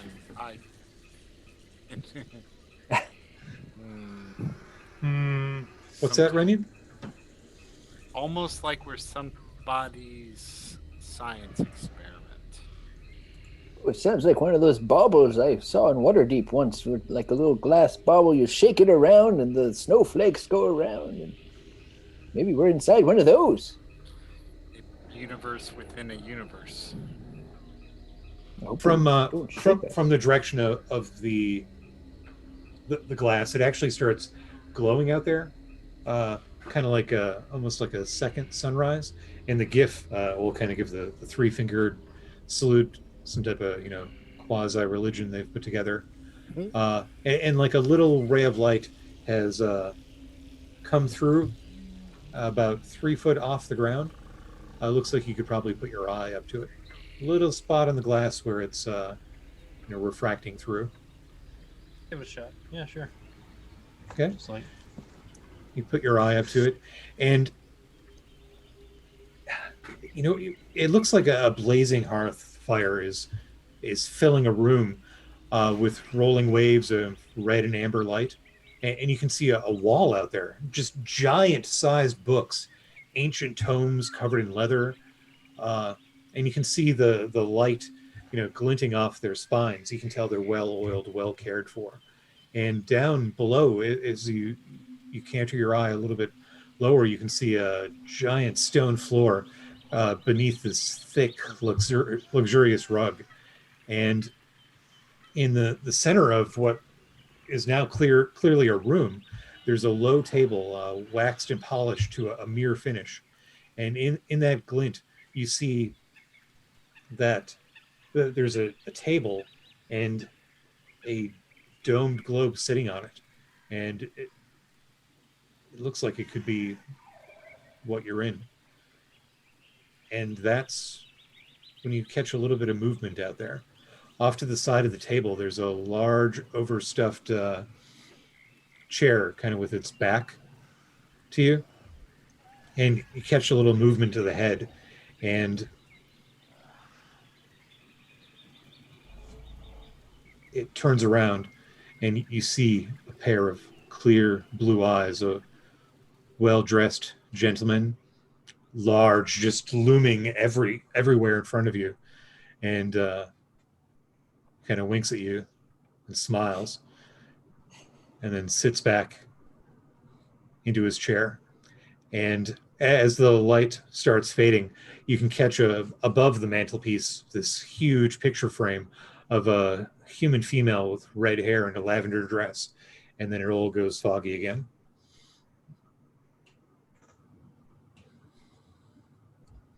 I think they're onto something.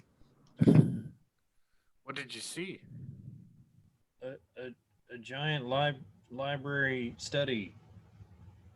There was books and a stone floor and a rug and big old person sitting in a chair with blue eyes, and he winked at me. Interesting. And there was a portrait of a woman with red hair wearing a purple dress. Well, it's probably pointless, but I would feel foolish if we didn't try it. Redian, can you hack at the glass?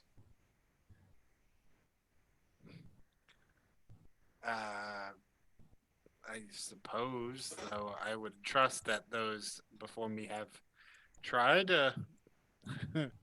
Stand back. We don't know what the type of backlash might be. Standing far back. Okay. Still on your shoulders. What is your mechanical approach to this? What do you? I think I'm gonna, instead of like trying to do like some type of overhead, I'm gonna like step up to it, like place my front foot against it, and kind of like a batter swing, and just kind of like lay in. I'm gonna go tell the gift what I saw, explain in like vivid detail what I saw of them while he's approaching the glass.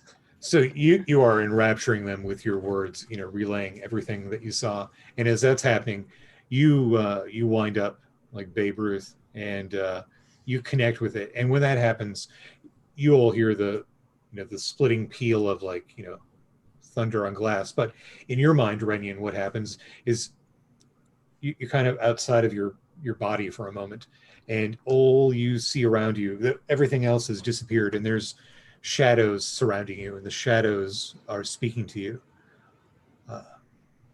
My body, as it stands inside there. Correct. You're like frozen for a moment, okay. And you're watching yourself be frozen, and kind of a 30-foot diameter around you is just like kind of a fluid wall of shadows, and you hear voices, whispering out of it. You're powerful. We can make you more powerful. If you don't wish to escape this prison, perhaps you would like to be its champion. You could be the warden here. we can give you power.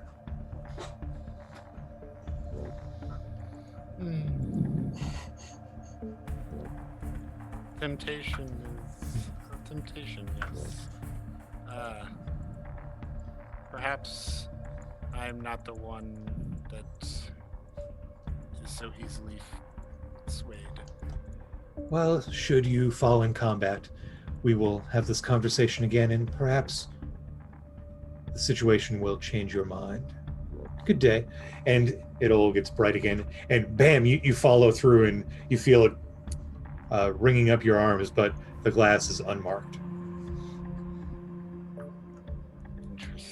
And it is very loud, and the shutters on the monastery in a couple places fling open, and you see, dragon cultist, monks, sticking their head out. What you looking at? Yeah, I guess it's good. Time to go talk to what's her face, Avenger. Ma. Yeah, very, very loud. Okay, so you proceed on through the gate, and let's see here. Production, if you're listening, if you could throw up a scene set or two, the Dragon Cult airship. Okay.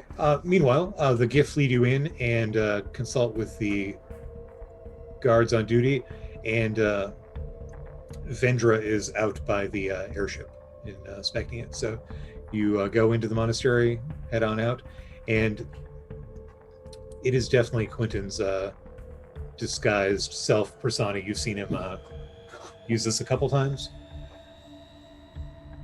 but the mannerisms and stuff. Give me an insight, whoever would like to dig into the moment. Not my best, but not my worst. Certain. Well, that was pretty bad. 18. Renian, when you were in the cantina and everybody was kind of in sync and stuff, you got a feeling that, yeah, like they all shared kind of a common, backstory. Hey, Quentin from some point. But looking at Vendra now, the mannerisms and, the sneer and stuff, it's not just some act. This does not seem like Quentin. This isn't Quentin playing a part. This is the part playing the part. Either Quentin is acting the part and is completely lost in it, or whatever the Fae did in grafting those memories onto him, this is that version. I'm gonna go with probably the second. Yeah. Well, what have we here? Don't act like you don't know who we are. Oh, I know who you are. Paladin, wizard, druid.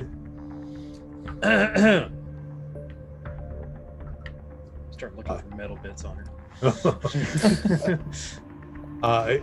It's all dragon bone motif. Yeah, she's that too. So how'd you all make it in here? Not exactly sure, unfortunately. I'm sure you would like a way out. What makes you so certain? We've got a pretty sweet deal going on here. Yes, but a rat in a cage is still a rat in a cage. I hear what you're saying. So for this here, if the group would like to do like a group persuasion check, kind of give your best 1 or 2 line argument, and see if you can back that up with some persuasion. And what is your goal exactly? You want to help Quentin, I guess. I don't even know. Well, I think to come to an understanding, to better address what is going on since the arrival of why can't I think of names? his family? No, the dragon He's aspect. Yeah. Oh, Avenger. yes. Well, at the time, wanting to Because I think that there's some type of imbalance, perhaps, that is occurring. Why else would we be brought here, if not to right some wrong? Well, he does run with some unsavory sorts that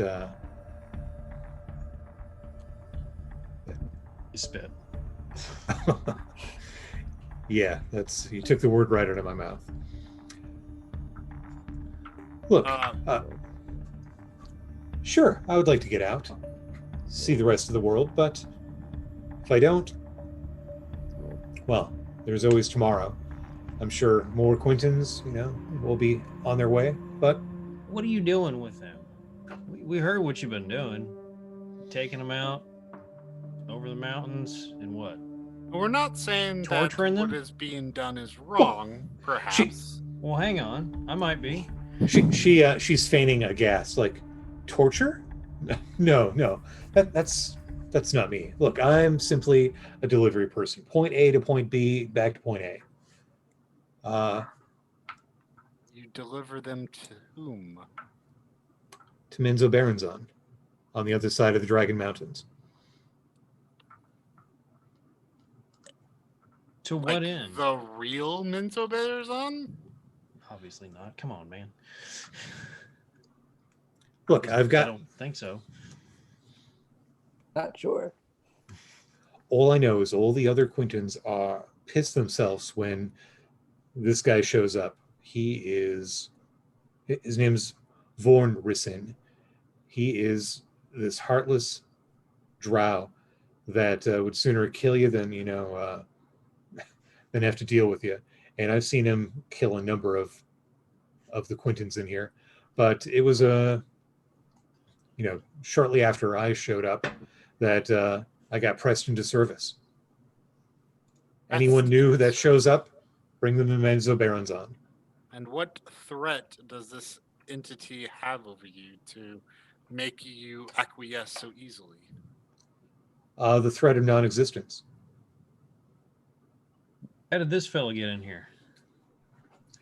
There's something in Minzo Baranzan he comes in and out of.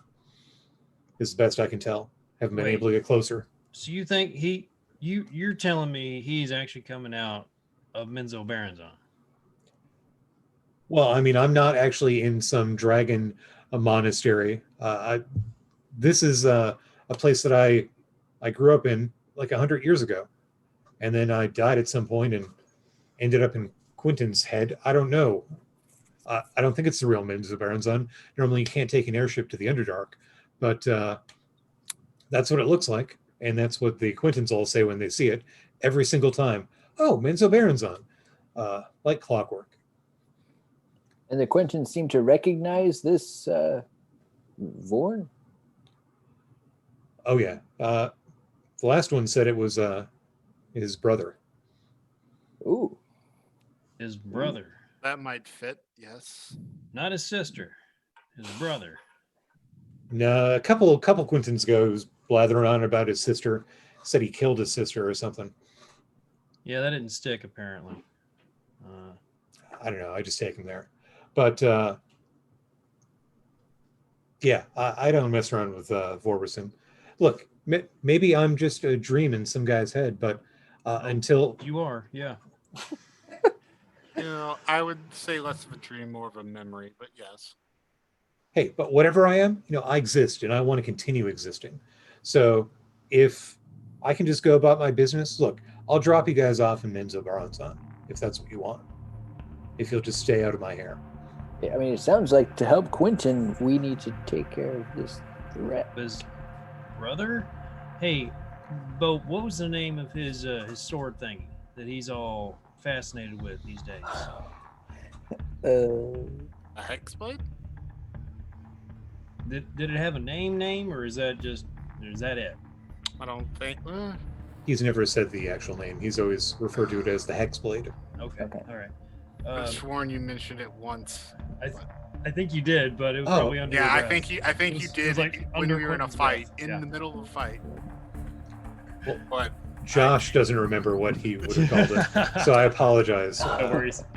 I was gonna, Vendor, what do you know about the Hexblade. Blank. Even with your subpar insight check, you can see no recognition as to that term. Which Okay. makes sense because he's the dragon knowledge, not the She whatever that entity is that It's he very- calls upon. different. Yeah. Okay. Yeah. Somewhat just- dark, somewhat creepy. So look, we're burning daylight here. If we're going to get over those mountains, look, we got about an hour until it's peak fighting time below us. I think we just got about enough time to squeeze on through. How long Sure. does he go Take before us he there. would come this way? Oh, he doesn't stop in every day. It's more of a, time is so weird here. I don't think I'm due to check up with him again for a while.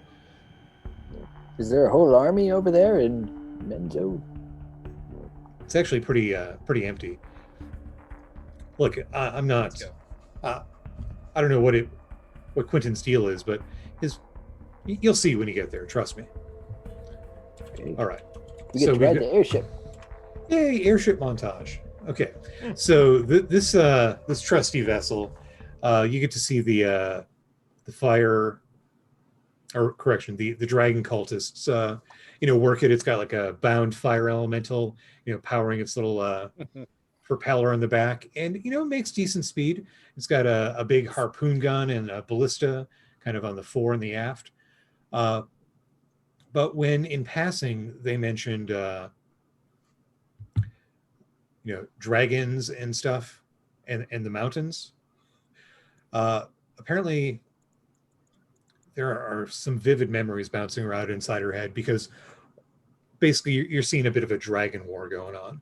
So down below you see this 80-foot tall gigantic monstrosity made of metal with a sword, just cleaving in half adult dragons. The sky is thick with dragons of all types, so bronze dragons fighting red dragons, and basically she's keeping it low within 300 feet of the ground, because up above it's just lightning and acid and fire and Literally dragon glass claws. ceiling. Exactly. So you're keeping it low, but down below it's more dragons fighting this gigantic monstrosity, and you can see there appear to be like ogres and goblins that are fighting in the fray. It's hard to tell if they're actually trying to help the monstrosity or if they're incompetent, but as you're flying down below, these ogres are launching up stuff at the airship, trying to knock it out of the air. So let me Normally getting shot at? well, let's see, let me roll some dice here. Oh, okay, so you're like, that looked like and there's 3 goblins in spiked helmets that come within 4 boat lengths of hitting the airship, but they just go flying by, and they're like holding on to their spiked helmet, and they miss and just keep going on like a ballistic arc. But the 4th one that was fired a little bit later, I rolled a nat 20 here. That one does strike the airship, and I'm just going to do, let's see. All right, that randomly strikes one of the dragon cultist memories and knocks him off the airship. He gets impaled by this spiked goblin helm, and over the edge he goes into the brink, Wilhelm swallowed scream. up by the conflict. Full on Wilhelm scream. Oh, Wilhelm scream. And the dragon cultists are all like, they give like this dragon symbol, moment of silence, and then they carry on their duties. Hunker down here. So that was the Dragon Cult airship montage. And can I get a charisma saving throw from you all? Good. As you're That's a fail. That's a 7 if I'm near Renyan. Okay. I get a 21. And Bope? I got if I'm near Rennian, it's a 9. Okay. So Bope and Eldon, after you guys clear the last of the peaks and the ship starts descending, you guys take on the garb and appearance of drow. You are all done up in like the finest. And Bope, even though you're only Tiny? well, what are you normally 2.5 foot tall? I'm like 2.5. I'm Now you're like 3.5 foot tall. But you're a very short but well dressed drow. Same with you, Eldon. Rennian, you remain the same, but you see the physical changes. I think Well. another interesting. What do you could be think? Useful. I don't think it's going to be that useful. I'm still. I look a little taller, I guess. Closer. You do. You're about a foot taller. Yeah. The best part is that they're both small. Oh, no. Maybe we should go with the whole like traveling troupe thing. Is start my juggling hat still the there? globules of light. Your hat's there, but it looks like a traditional drow hat. So it's kind of like a mushroom cap. Like I look, I'm like, Rennian, I shouldn't look, should I? No. Production, if you can throw up a scene setter 3 when you get a chance. So Menzo Baronzon is what you see before you. Basically, there's like a little transition as the airship touches down very briefly. You disembark, they take back off, and you're kind of right at the edge and the plateau, and you get to see this, drow metropolis, which could house, 20, 30, 40,000, but it's pretty quiet. You don't hear the hustle and bustle. There was more activity going on back in Quentinville, but the city looks amazing. I think in passing, Quentin's mentioned it a couple times, but there is this giant central column about 1,000 foot high, the Narbundal, and that is lit about halfway. And you've heard Quentin mention that and describe it a couple times. But instead of being underground and connected into the roof, it's connected into nothing, right? Yeah, it's one of those weird things. So like the airship approached and you kind of saw the fogginess there. And when it landed, initially there wasn't a roof, but as soon as the airship departed, now it's like you're inside this, giant underground cave. Okay. The ceiling is like 1,000 foot above you. And you're right on the edge. So you've got like these stairs that you would, that have been kind of carved into the side that you can walk down. Sure, we start. Just go ahead and start marching down. I am gonna go ahead and give myself like a 3rd level cure wounds after all those grenade strikes earlier. Okay. Just like real quick. Gotcha. So as you're going down, kind of looking out over the city, it's something similar to what you saw earlier, where not everything is as defined as you are. You're bright and crisp and clear. The city itself, you can see kind of different sectors, just the way it's laid out, but only the stuff near the that giant column, the Narbundal, is really crisp and clear. Everything else is kind of hazy. Yeah.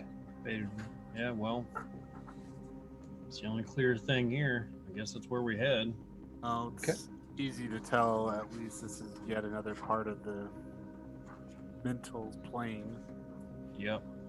Do you usually bring the people in chains? Or should we pretend to be? Well, if you're the drow, you wouldn't be in chains. I would be in chains. Yes? Yes. You go to ask and you realize they left you here. Oh, wait, okay. Bye-bye. Have a good Screw it. We eternity. We don't need information. Apparently, they all know who we are anyway, though. That's true. So how would you like to approach this? Pots and pans, announce your presence, stealth, wander about. You know what I'm gonna do? I'm gonna use a wild shape and turn into a giant spider.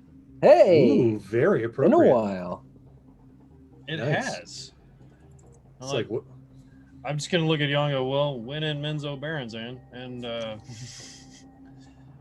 How big is a giant spider? it's a large creature. Yeah, you could ride it. Yeah. I just turn. May I? Okay, I scurry. Thanks, Redian. And I switch sides. Switches to the higher vantage point. Oh, can I get a new charisma save from you? Oh, okay. That would be, man, these rolls.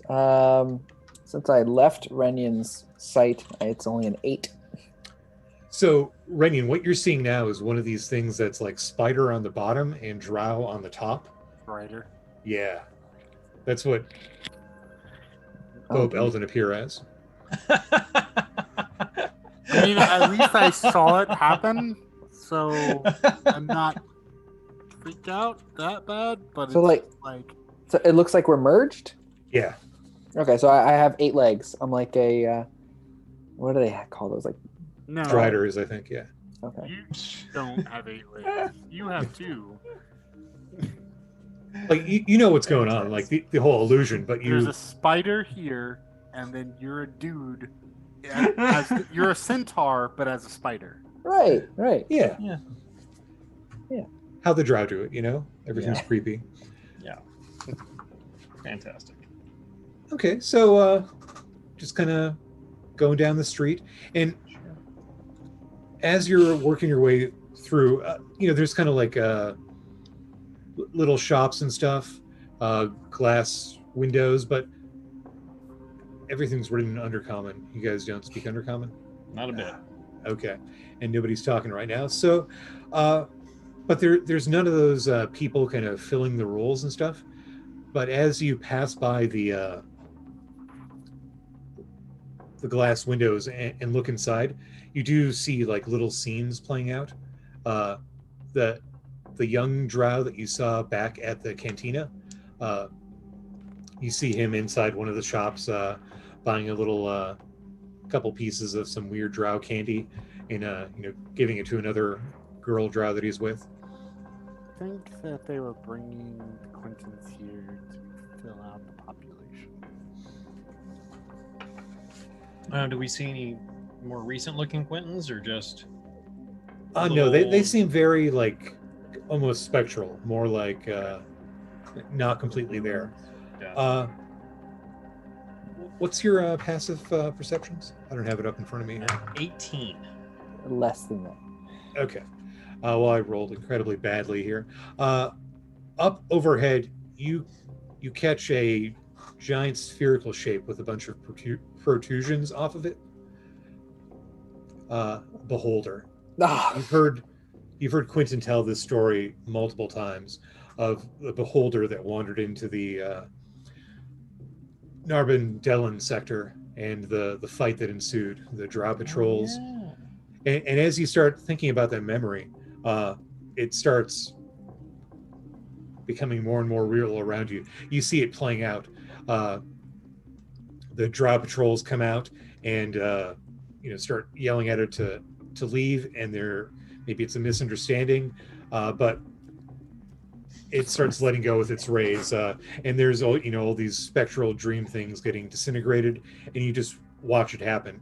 And 2 of the drow patrol soldiers come up and are near you. They throw spears or harpoons, and you can feel the death ray as it plays out over them, light up the hairs in your arm, like it might be a good thing to take cover. I scurry.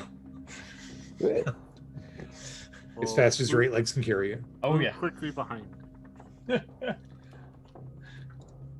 Okay. Let's see here.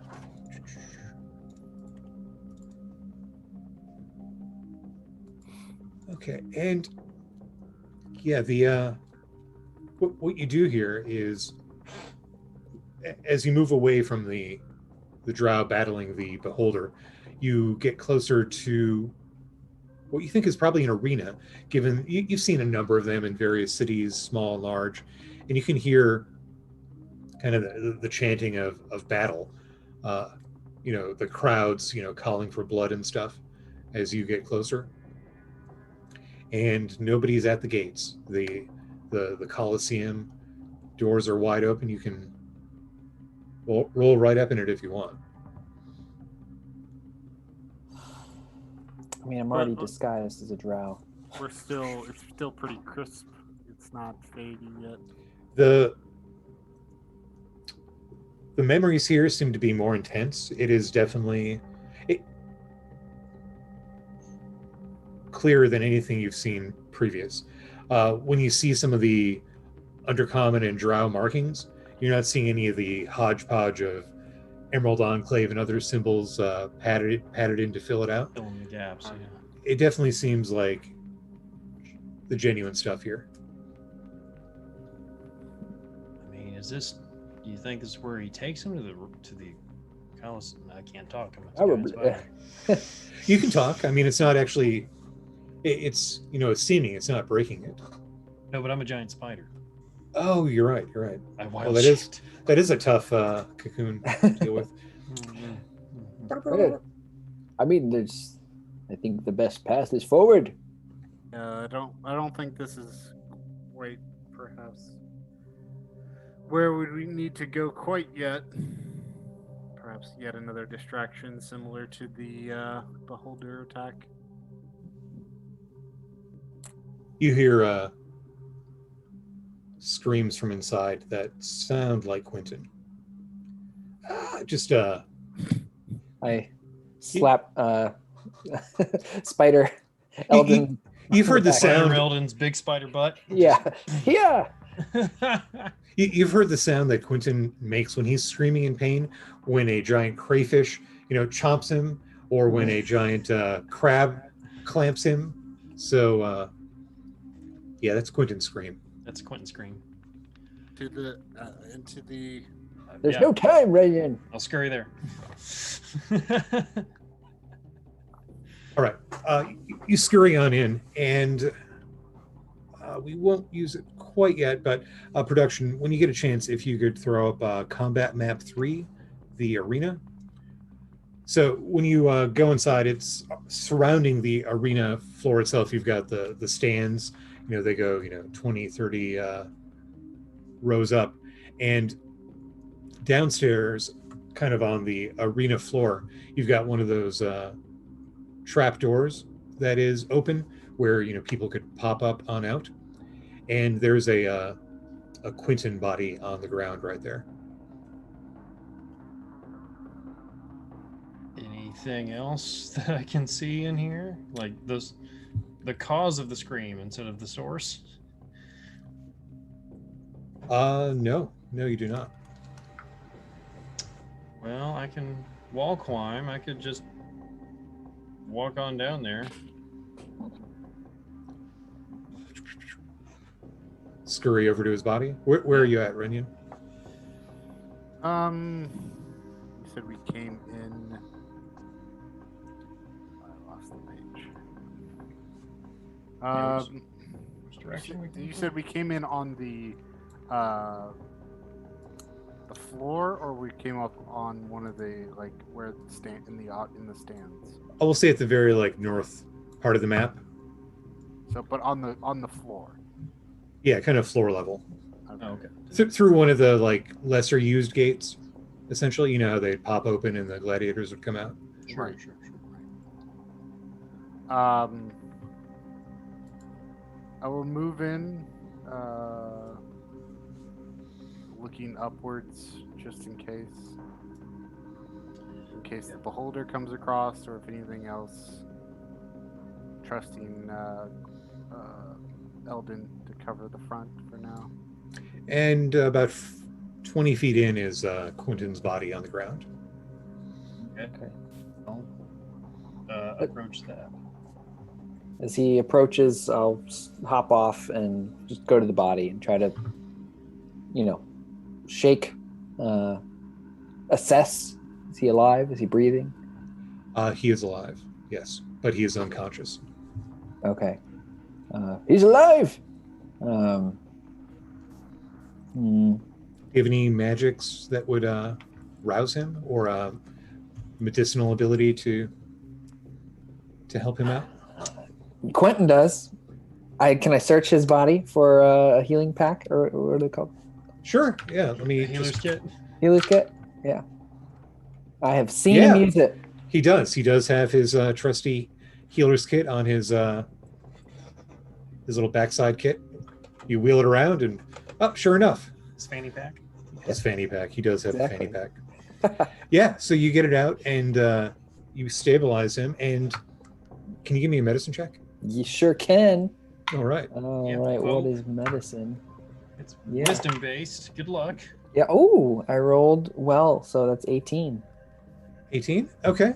We're in the dream world here. I'll give it to you. You restore 1 hit point, and he's there. Quentin! Where's- Bope? Oh, no. You're a spider right now, right? That's I'm Yeah, I'm the the upper drider. half of a. But he got off of it. But you said it in Bope's voice, so That's right. I have very distinctive. so yeah, I'll stand by what I said. Bope? A little confused? Like, Yes. Have you ever met a tiny drow before? No.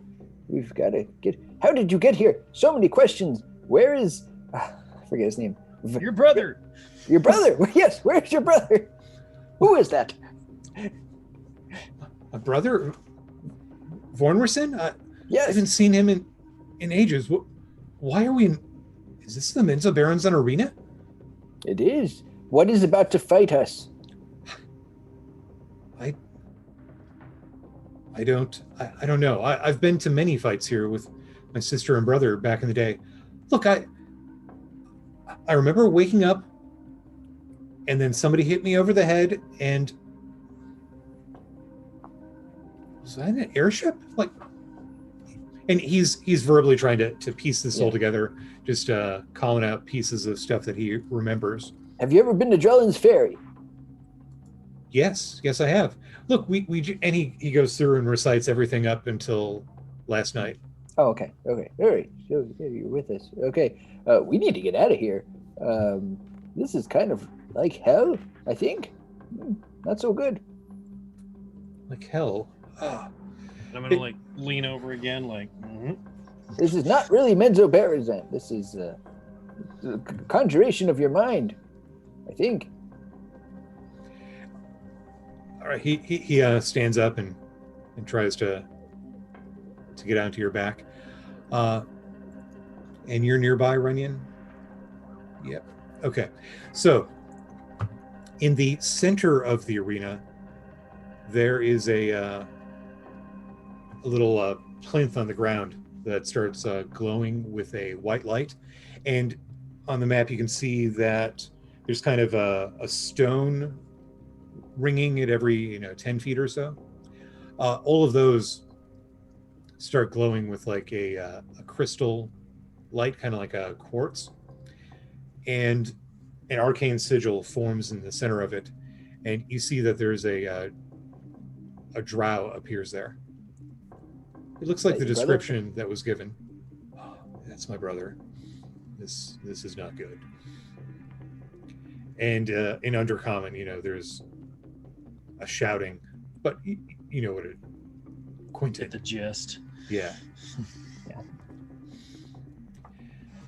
And in Common,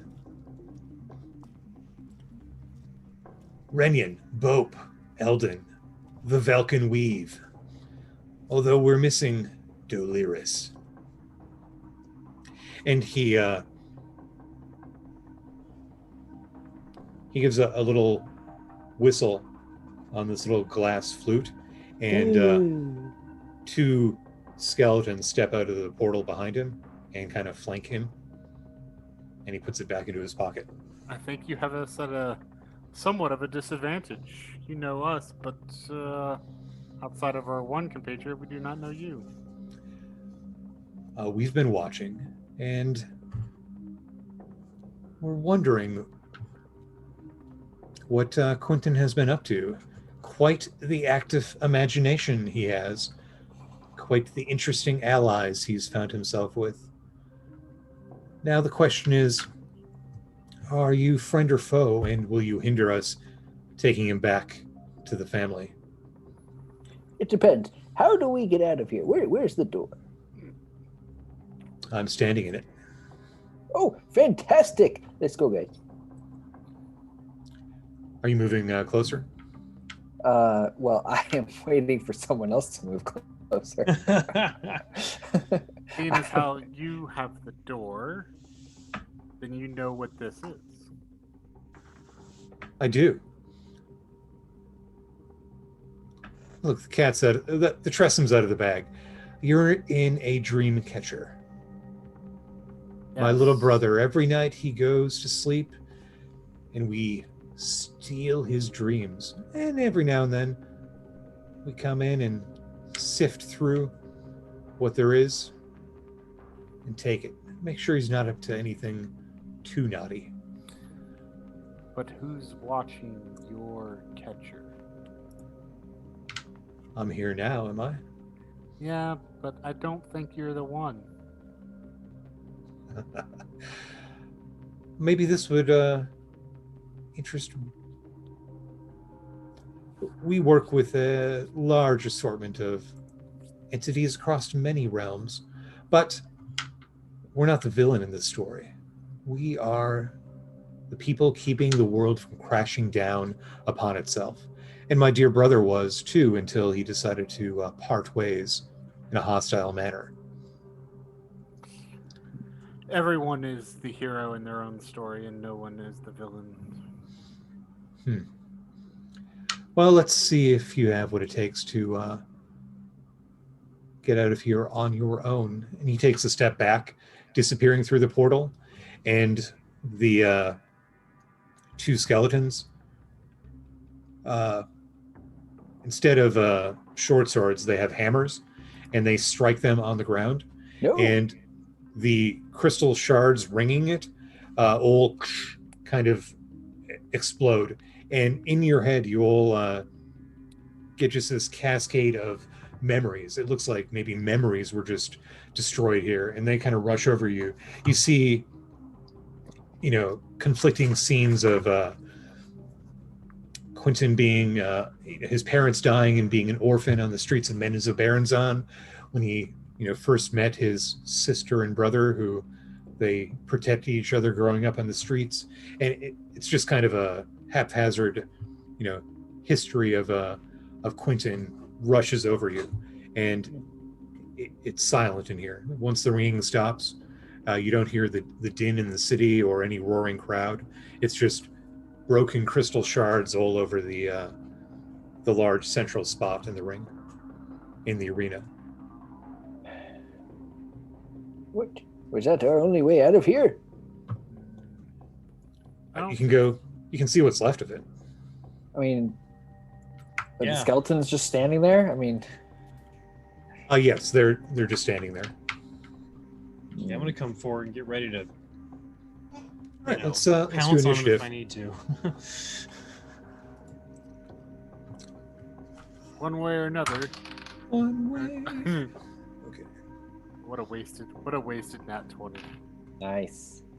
Oh, well, I did not have a nat 20, but as a spider, I'm actually slightly more dexterous than him. Hey. So 6. 14. Okay, so I've got Rainian, Bope, Eldon, and let me just check on one moment here so I pull up the stats. I'm using the encounter builder. Yeah. Pretty nice, but I don't have access to the actual thing to run it, but that's okay. There we go. All right, I tied on. No, I didn't. Okay, you are up, Renyan. So, let's see. How far away are these skeletons that we need to dispatch? If I can get back to the map here. I'm throwing the lightning bolts on the map. So they're in the center there. And they're just standing there. Instead of short swords, they've got like light hammers. And they are not active, or they are active? They're standing up. They got some body movement, but it's not like they are attacking. Okay, well, in that case, I will merely double move myself, like, into the way.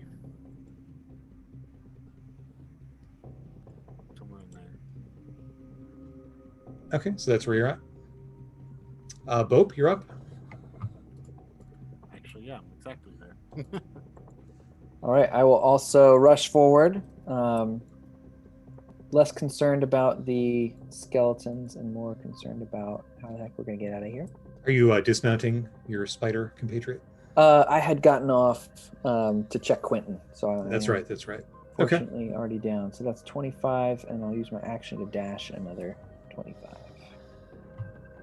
Very nice. Eldon. Okay, Spider Bro. So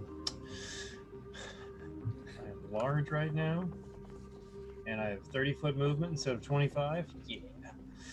So 10, 20, 30, 40, 50, 60. Yeah. We're gonna dash all the way up there. Okay.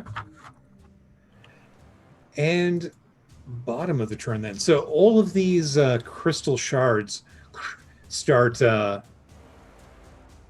of vibrating as Eldon approaches and start flying into each other, and you can see them like chink, chink, chink, chink as they start building up into the form of a chimera.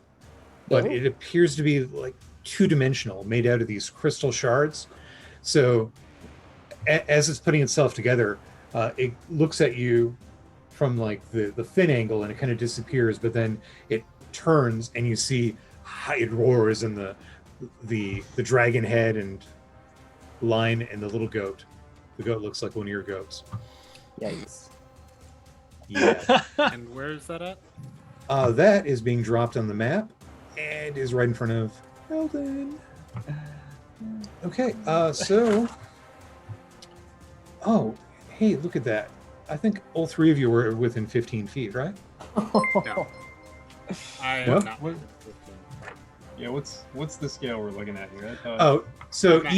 each of the... Okay, the map I got from Wizards here, initially would have been the tiny squares would have been 5 foot, but basically your yellow circles are 5 foot. So, Oh, the that little could have ones? moved way further. Okay. Yeah. oh, you want to redo that? I apologize. Well, this would be 30 feet for me. Then I'd still have an action. There you go. Okay. Can I web it? Can Sure, I try give it a my sh- web attack? Sure, yeah. How often do you get to use web, It's a yeah. I mean, really, right? That is a natural 20. It does no damage whatsoever, but it is restrained. What's the rule for breaking out on this one? They vary. It is as an action can make a DC 12 strength check to burst the web. It can also attack the webbing, which has an AC of 10 and 5 hit points. Vulnerability to fire. Nice. Okay. On its turn, it is going to let out a fire breath and catch some of the webbing, and I think he can get all of you as well. It's a 15-foot cone. That is a DC 15. Dex. And, Dexterity, yes. and since you're within 10 feet, everyone, you get 2+2. Indeed. 25. Beautiful. If you fail, it is 31. If you pass, it is 15. And because you're also within 10 feet, cut all that in half. Oh, fantastic. Magic damage. Yep. Did we just lose Bo? We lost. Oh no. Ah! Has he been sent back to the realm of the waking? Oh my god. Gone forever. Well, let's see here. Did he take? Does your halving of damage have it for just your allies within 10 feet? Yes. Okay. Because he actually is not immune to fire, so he's taking a little damage to free himself. Okay. He is going to attack Eldon because he's still got some attacks left. A bite and a claw. Yeah. Friendly creatures. Does a 16 or a 23 hit? Yes, they both hit. It's probably going to knock me out of spider form now. 11 on the... Sorry, 10 and 11 slashing damage. And Sorry, 11. bludgeoning and slashing. 10 and 11, so Yeah. 21 total. Yeah. Okay. You got the full Billy Goat deal there. They got... Okay, so Eldon takes 4 points of damage. He's knocked back. Knocked back And- into normal form. And the air is... You smell, wet goat and freshly seared flesh. Freshly. Gross. Renian, you're up. I'm going to maneuver past Eldon on this side to split that focus so that if it's going to hit, it's gonna choose who to hit. Nice. And then I will lay into this papery construct. With Bring it. my swords. Wow. To speed things up, since we are nearing It the is- end here. No, So- don't worry. I've got you because I just rolled my third nat 20 of the game. Yes. He's back. He's actually going to dodge. He has a reaction. He turns sideways to give you the narrow edge, and he disappears to give you disadvantage. Okay. Oof. Haha. Then that will miss. Then, can I knock a paper? Yeah, sure. Fuck it. I'm gonna try to knock it over. Okay, it is large in size, if that matters. As long as it's not huge. It's only one up, one down. Yep. Or one up, I mean.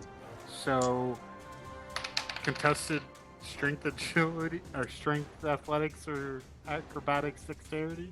It's going to go the strength route. Oh, Yeah, God, it's that I got 9 a total. 9. 23. Okay, well, it's not... You're... He turned two-dimensional? sideways. He turned sideways. I missed with the sword, but then the shield coming in flat caught it. Yeah, so now instead of there being like volume above the ground, he's like laying flat on the ground, which is really kind of weird. All the better to just. So Yeah. that means advantage on last attack. It is, because he's lying flat. 19. It's all day long. Give me some damage here. All right. And First. as you lay into it, little chips of the quartz and stuff go flying everywhere. There's no blood or gore, but it just starts, losing cohesion as you chop into it. 12 points of magical slashing damage. Okay. 1 point of magical frost damage. Oh. Might as well use them since I got them, and some radiant damage as the sword engulfs up in green glow, dealing 20 radiant damage. Ooh. Okay, yeah, that really did a pretty good job on him, and there's quartz bits flying everywhere. Bo, you are up. Okay, can I just get a 2-second recap? What did the Chimera do? The Chimera lit everyone up with flame, including itself, and then it lashed out at Eldon, hitting twice, knocking him back into normal form, and then Renian engaged. It gave the narrow edge, meaning he Okay, didn't I think crit, I caught that side. and then he got knocked flat. So, seeing It the is- dire straits, I will conjure smoky black energy between my fingers and say, "Well, I'm not sure you're really alive, but we'll put that to the test." And I shunt this blight of energy towards him. I think he gets to make a con save. Which spell is that? Blight. Ooh. Okay. Gnarly. Con save. DC 15. 23. Excuse me? So he's going to take half damage. He's not by any chance made of plant matter, is he? Nope, made of quartz. Okay. Oh, wow. So much math here. All right. So it's 12, 19. That is a lot of damage. Holy shit. Yes. Okay, so I rolled 32 damage on the die. So they take 16. Okay. 32 on that is really low. Yeah, there were a lot of twos. Nice. Yeah, I haven't seen Blight used in very nice. Now is sorry, I lost my headphones there. Is that a necromantic spell? It is a necromantic spell. Okay. You notice that normally when you've cast that in the past, you know what to expect. But this time, it seemed enhanced a little bit. There were some extra little spectral skulls flying around, and it just seemed to like pop like nobody's business. So I'm gonna add a +5 kicker on there. Like, yeah, Nice. a little extra potency. Ooh, that was fun. Tickled. Almost like there's some entity here. Eldon? Okay, so two things. First, I'm gonna summon my bear spirit totem. The bear spirit will grant myself and my allies its might and endurance. You all get 12 points you all get 12 temporary hit points, and you gain advantage on strength checks and strength saving throws. Now, when the spectral bear appears this time, it actually looks kind of like an undead bear. It's skeletal. You can see its rib cage, and it just looks like it's gone through the 9 hells. That's a little too close to home. All right, and what is it? Description spell. Oh, Full action left? I have a full action left. Okay, so I'm gonna Thunderwave it. That's what I'm gonna do. I'm gonna Thunderwave the thing. Yeah, it's made of quartz and crystal. Thunderwave sounds friggin' rad. Yeah. So You I'm upcasting that? I'm gonna upcast that at 3rd level. So make me a con save, please. Please. Certainly. 60, 20 total. Yeah, okay, fine. Was not great. Okay, it's only going to take 6 points of thunder damage then. That's already halved. Really? It seems even at 3rd level? Doesn't seem right. Does it only go up? I think you'd probably get an Yeah. extra die. I got, no, that was with 4d8. That was with 4d8s. I did 12 total with 4d8s. Okay. Yeah. Real bad. 5, 2, 1, 4. Okay, its turn. Let's check to see if that fire breath recharges. How much damage was the fire breath? I don't think I. 31 or 15. It was a I- dex save. Oh, you- yes. I You get to add y'all's temporary hit points. rolled a 6, so it recharged. Okay, it is going to maneuver. Oh man, 2 or 1.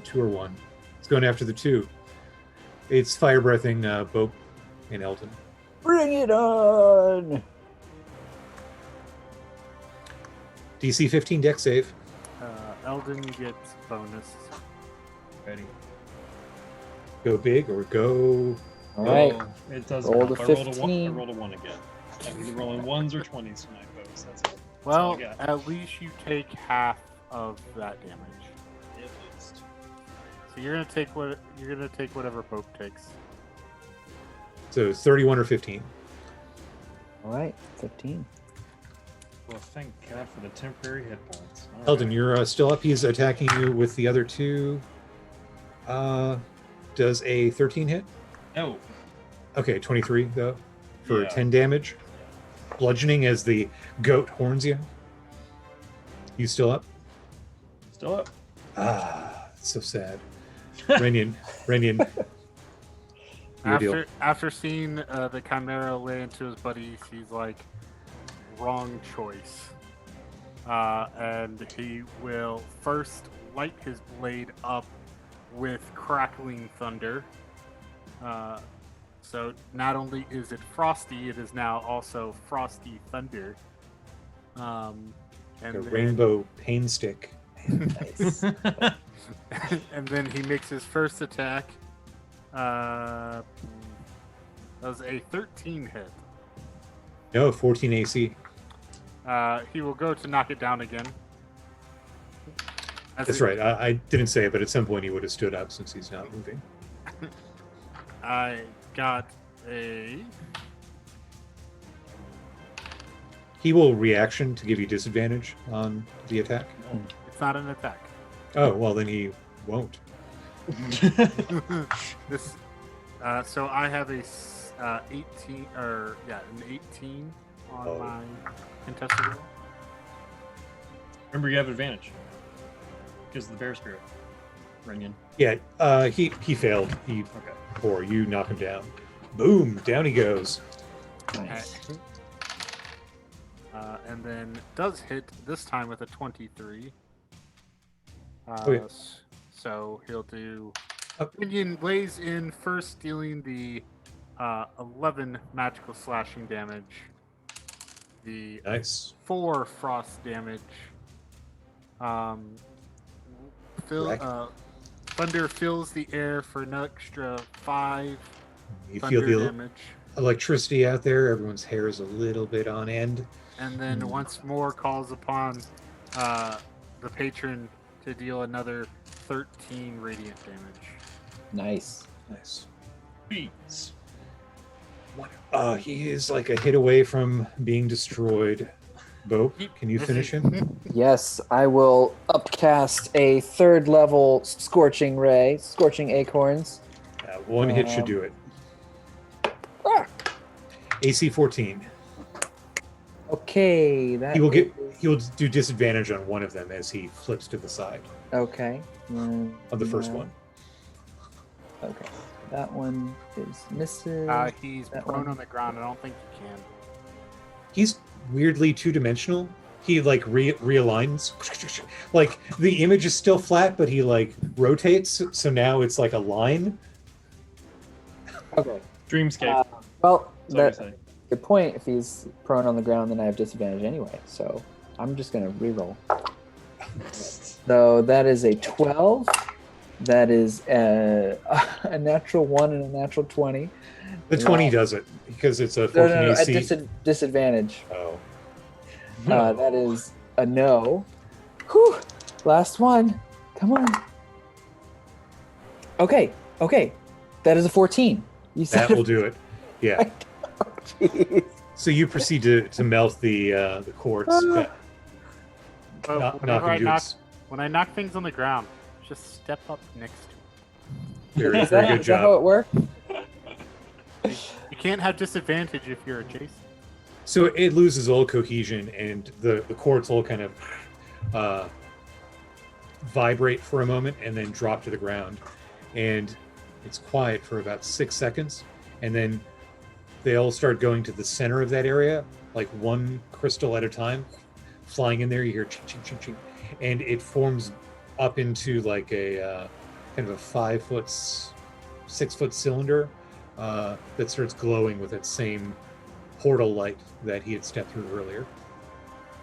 Quickly, after him. Right. Jump through. Screw it. It's better than being here, man. Come on. And Quentin, this, you coming? Brandon's just gonna think about it. hells yeah! He dashes, comes on through. Renyan? Good enough for me. Renyan looks around. Take over here. You could be the governor. No, it's not even that. There's many things rushing through his head. This town needs a sheriff. Are the Not a sense of urgency, skeletons though. still there? Yeah, the skeletons are still there. Do they respond to anything?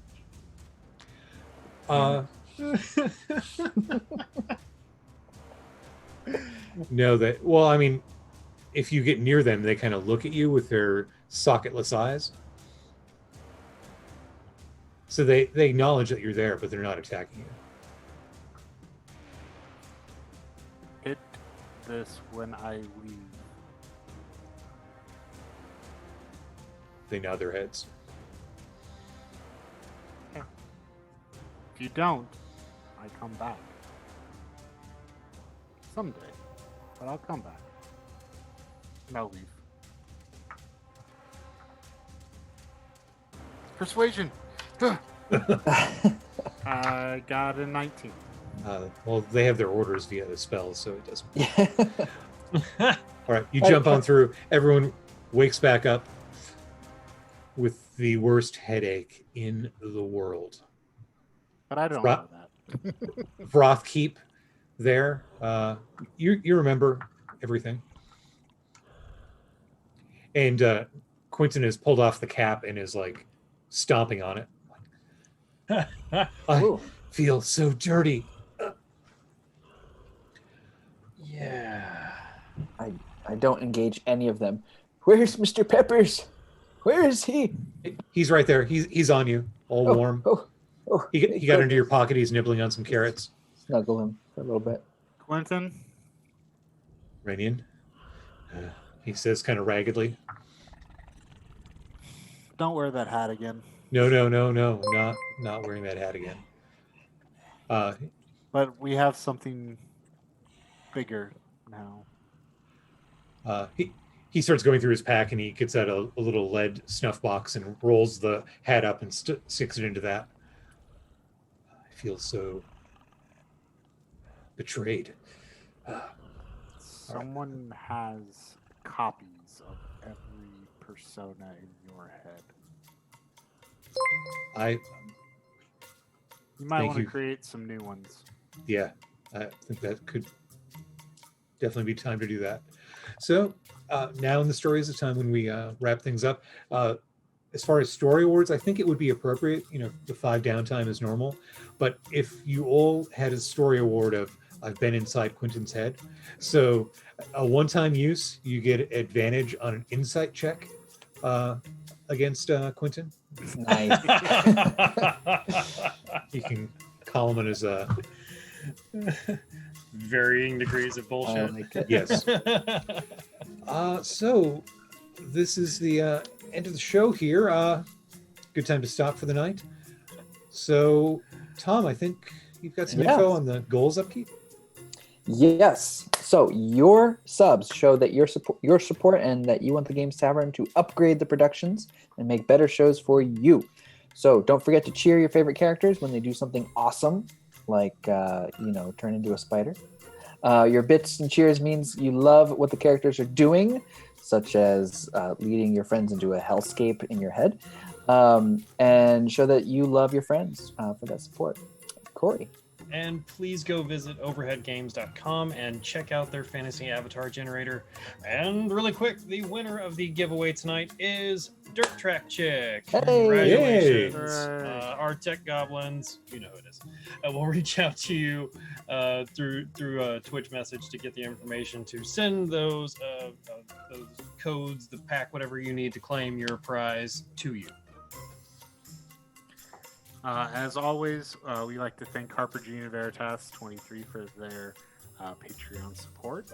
If you too would like to do that, we drop content on Wednesdays and Fridays through Patreon for the Games Tavern. And don't forget to subscribe to the Games Tavern YouTube channel. Likes and commenting on the videos really helps us a great deal and gets the word out about the show. Makes a huge difference in what we can bring to you and helps the shows grow. So everyone, thank you for watching. I hope everyone had fun. Yeah. Thanks And for coming, folks. we'll be back to our normal The Velkyn Weave next week. See you next time. Normal. We hope. Right. Normal. Or are we still in the dream? And then you wake up again.